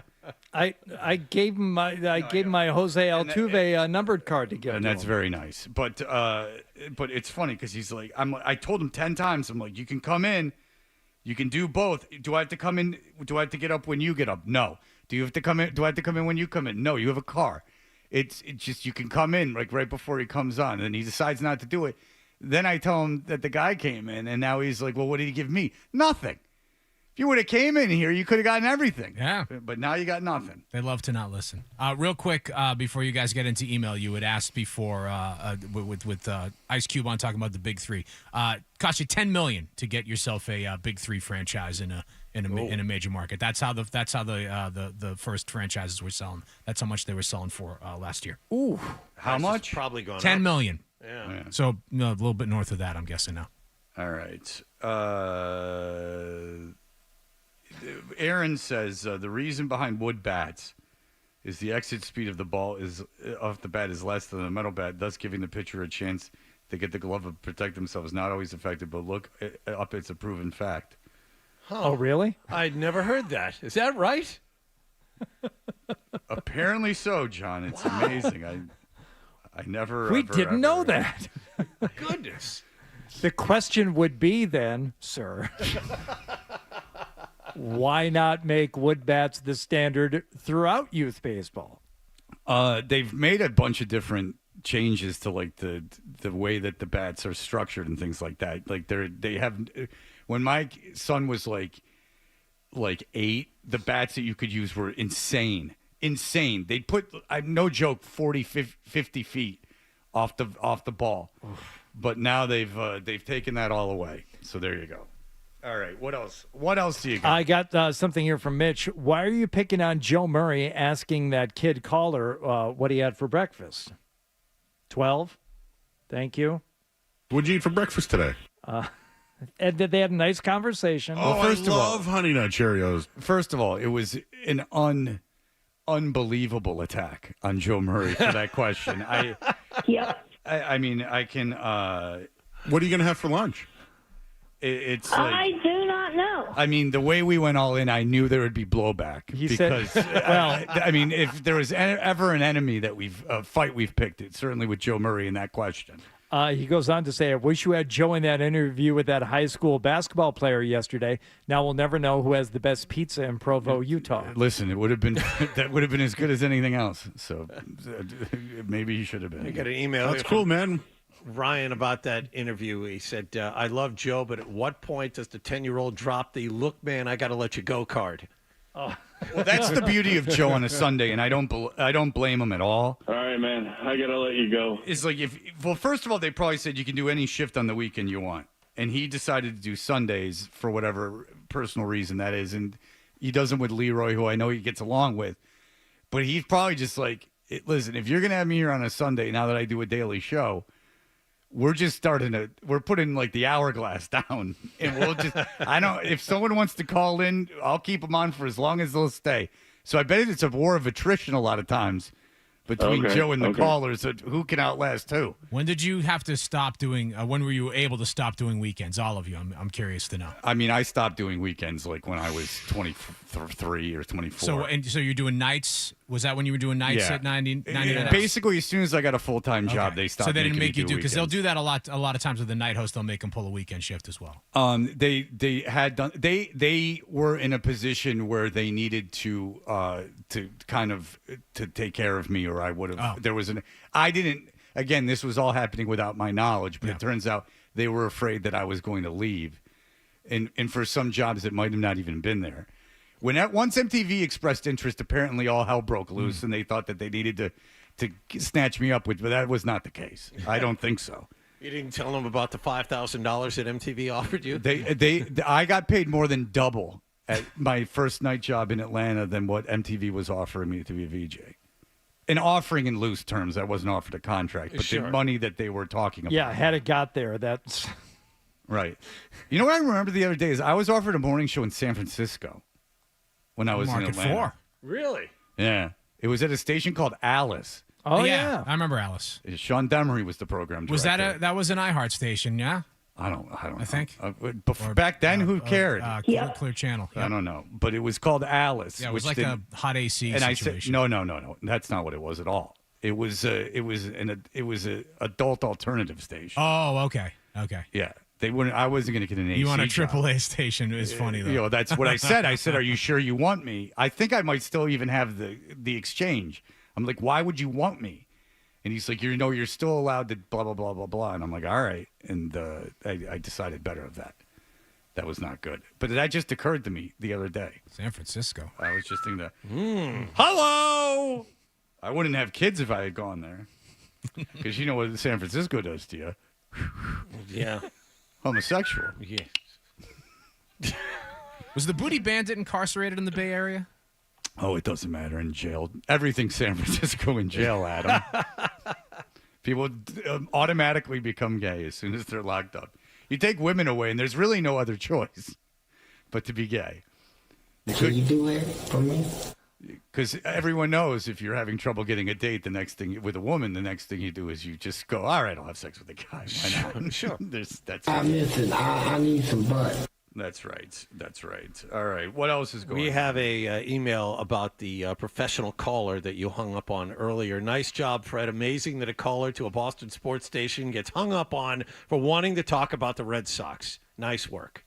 That's the caller, because at no point did I say he wanted to talk about the Red Sox. So thank you, caller, for now emailing under a different name without addressing yourself as the caller. I know. At no point did the Red Sox come up, and if it did, it was a throwaway. Nah. That's the caller. Well done, caller. Sure it is. There's no way someone listening to that was what they gleaned out of that. Absolutely not. I would have even taken the Red Sox call if it was at all not a organized professional caller call, which I can't stand. And we rarely get. The call doesn't even have to be good. It just doesn't. It can't be set up like a prearranged setup, like where they're like almost reading. That drives me crazy. I don't do it. You shouldn't have to do it for a 30-second call. Peace. You know what I'm saying? Email here from Bob. Tried calling earlier, but I had to start work at 8. Man, Nick probably hung up on him. With Sharon dragging poor Ozzy out to do a show from a wheelchair, I think we can say that rock is just about dead, or at least ready for the death rattle. 2010, FNX had the indie rock airwaves all to themselves with BCN Turner in the Sports Hub. It's been 15 years now. I cannot understand how with the Arcade Fire winning a Grammy for The Suburbs and so many great indie bands like Muse, Arctic Monkeys, Metric, and Jack White putting out so much great music in the late aughts and the early 2010s, how FNX could not survive past 2012. It wasn't Adam 12's fault.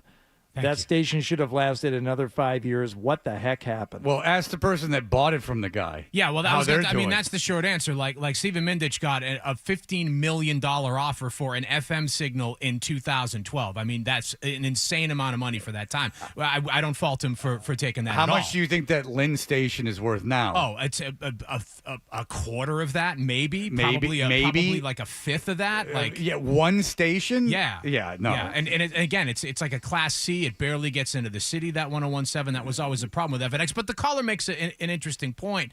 But I would say that by that time, you know, people that were into FNX in its heyday in the 80s and 90s were mostly into it for the culture that it created and for the music discovery that it created, or that gets spearheaded, I guess would be the better word. And by that time, people had already found communities online and found places online to do that. So it had almost been like usurped, if you will. Well, you can go to Europe and watch Franz Ferdinand play for 100,000 people. So absolutely. There are places on this planet where you can go where these things are still revered. Yeah. The United States is not one of them. It's just tough to sustain a commercial FM rock radio station with that format. Right. Like if you listen to the BBC, in the UK, they'll play it's amazing modern rock music constantly because that's the culture there. If you go there, like these bands are playing arenas, but it's not. It is not the case anymore in North America.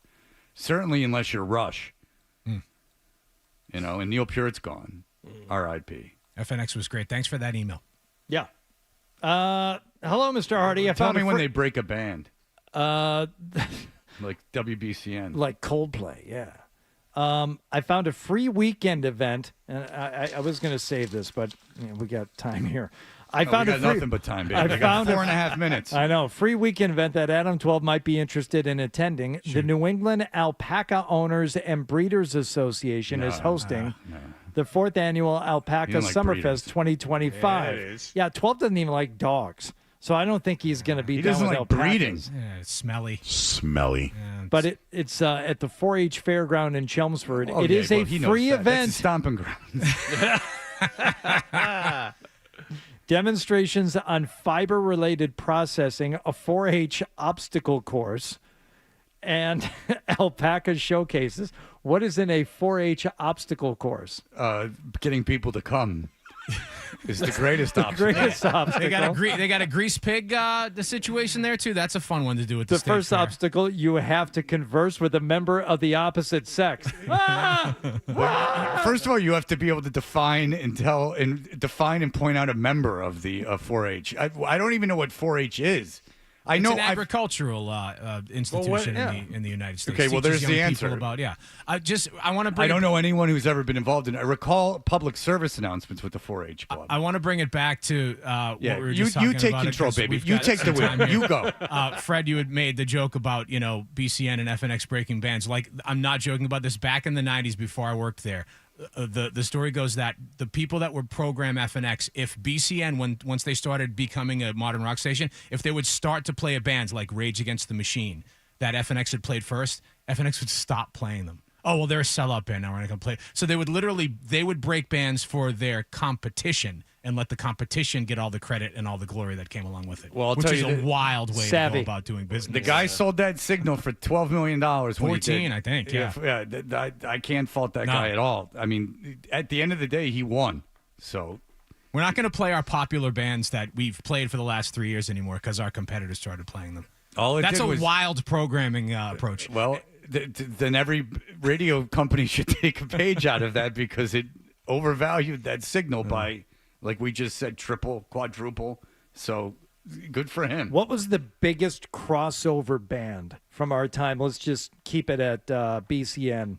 Biggest crossover band from like 2006 that started to as an 2020. alternative band that crossed over because Maroon 5. No, I'm not kidding. That's not a bad answer at all. Maroon 5. Maroon 5 ever get played on BCN though? Oh, they got played at 99X for like a week. They wouldn't have gotten played at BCN, but they absolutely got played on alternative rock radio before they cross over. I have an answer. Yeah. Of a specific song. I remember hearing at one point Sublime's Santeria on 4 different formats in this market. Yeah. It was on BCN. Yep. It was on Mix. Yep. It was on Kiss. Yep. And it was on where else did I hear? Probably like The River, like a AAA Yes, station. Yeah. yes. Yeah. Thank you. Like absolutely. That song out of all the songs, and like Chili Peppers ballads would get played everywhere. But that song did cross all the way over. But the Maroon 5 is a good answer. I can't think. So you're talking about like that 2000s. That's a tough era because it was like a little bit. I mean, maybe Coldplay would be another one because Coldplay did start as a straight up alternative act. But I bet they never made it onto like a straight up top 40 like Kiss. Or like an urban leading top 40. I'm sure they had like Coldplay has like one hit that made it onto like a straight up top 40. Oh, absolutely. Yeah. Oh, yeah, for sure. That, of course. Maybe even the first one, Yellow. Like a rhythmic leaning top 40, though? Probably what's the biggest hit they had? I used to rule the world. That one. Yeah. I bet you that got played on a rhythmic top 40. Hello. Rhythm Method. Oh, all right. We'll be back. Thank you. Adam's gone, thankfully, for Monday and Tuesday. You can avoid these pratfalls, these landmines. when we come back. But this is John Wallach's headlines. Essential Sports Hub headline presented by Celsius Energy Drinks. Red Sox scored 3 runs in the bottom of the 7th inning, and they won their 7th in a row, 4-3 over Tampa Bay in the opener of a 4-game series at Fenway Park. So Don Rafaela put the Sox ahead with a 2-run single during the game-winning rally, and the same two teams will play again tonight. Sox are also expected to activate Alex Bregman off the injured list at some point, and more than likely it's going to happen today. That's because David Hamilton was reportedly sent back to AAA Worcester after...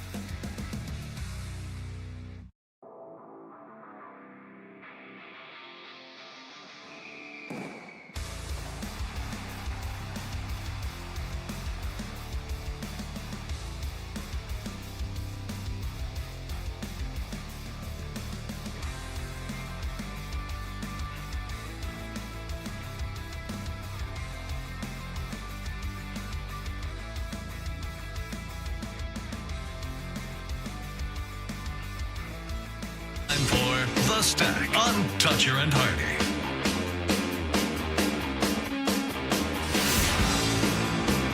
Hey, everybody. We are Toucher and Hardy.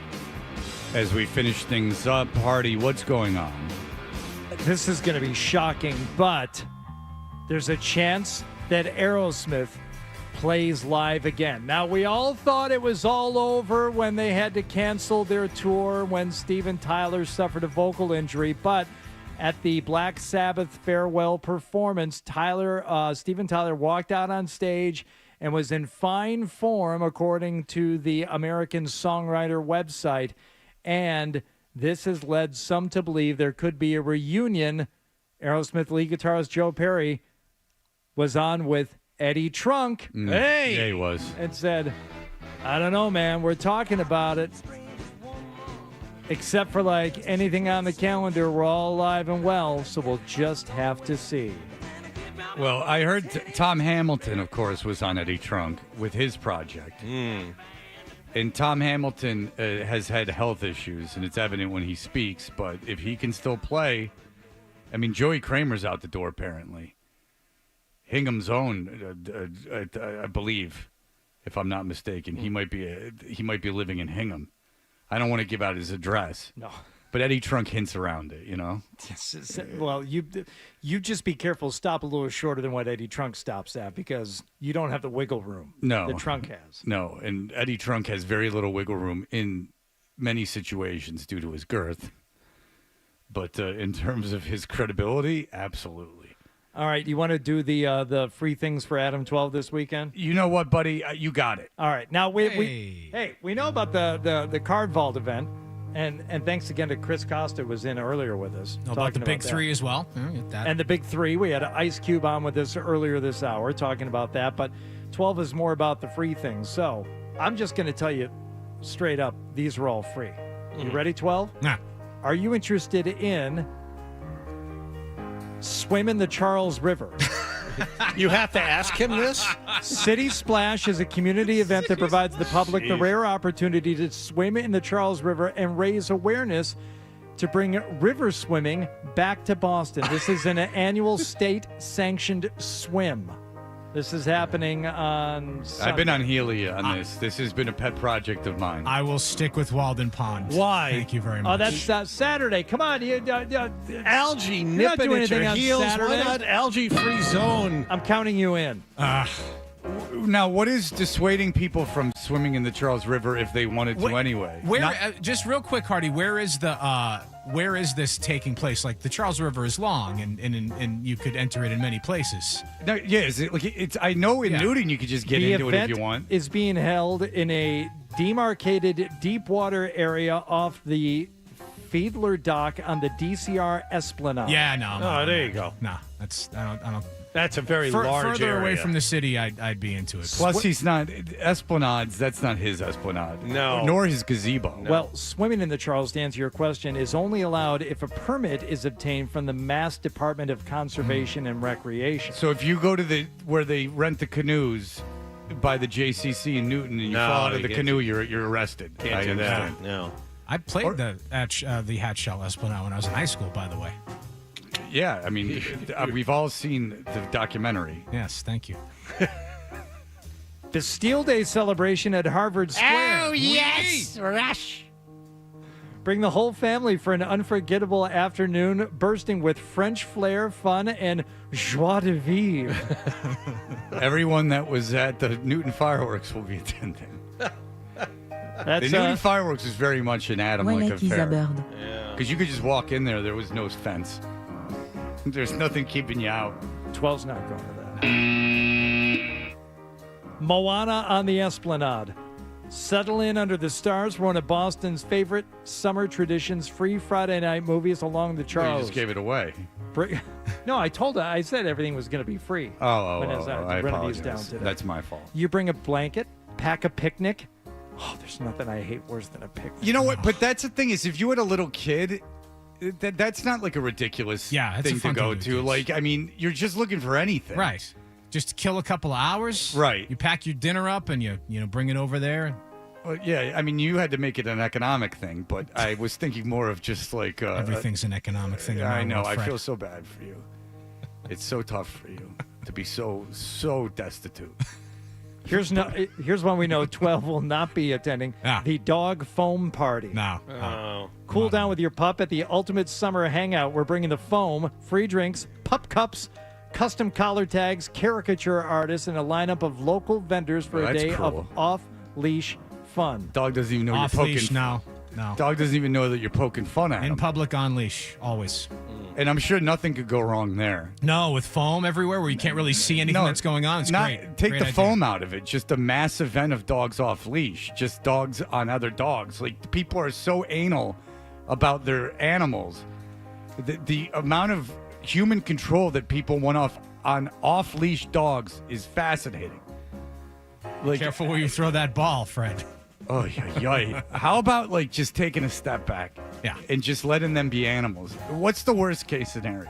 This has already been vetted, no pun intended, by Park 9 Dog Bar at the station because to even enter, your dog has to be up to date on all their shots, spayed or neutered if over a year old, and socialized for group play. So they'll ask you before you go in, is your dog socialized for group play? And you will give an honest answer, and of if course. And if you say no, then you can't come in to the foam party. Foam party for dogs. Get out of here. Come on. We're really running out of stuff to do these days, aren't we? These days, all right, one more. not everyone has access to Walden Pond or a vehicle. No, that's so classist of you. You shouldn't go to Walden Pond. It's very crowded. these days. Walden Pond, by the way, is a place that Adam loves to go, and it's available to everyone. You can all go every nice day, right around 10:30. Yeah, but the 11 beach is o'clock. closed this summer, so you're not going to want to go. It's you can still get into Walden Pond. Don't forget about the water transportation fair at Christopher Columbus Park at the Long Wharf. Ooh. You celebrate the best way to get around Boston. There are so many things that require so many man hours that so few people are doing. That don't advance anything. This advance it, and they're giving away prizes at this. A year Blue Bike membership. They've got 2 of those they're giving away. All right. A full day rental of a standard canoe. I mean, no, not a half day. There was a lady on Beacon Street yesterday on a bike, and she was like flopping all over the place, like not going in a straight line, and she was had both hands on her phone. Like, that seems like a good idea. Is just be drifting into traffic while on your phone. It's bad enough in the car, which we all have done or do. Enjoy your weekend. But on a bicycle, my goodness, you are putting yourself in a and then if you're the one who hits her, then you're the one that gets in trouble, and it's not all fair. over. Yeah. I don't like that. You be more safe, please. We all share the road. You know. All right, everyone enjoy their weekend. Adam, you go out to Maine, where your head has been for 2 days. Yes. All right, that'll do it for us. Everyone have a great weekend. Bye.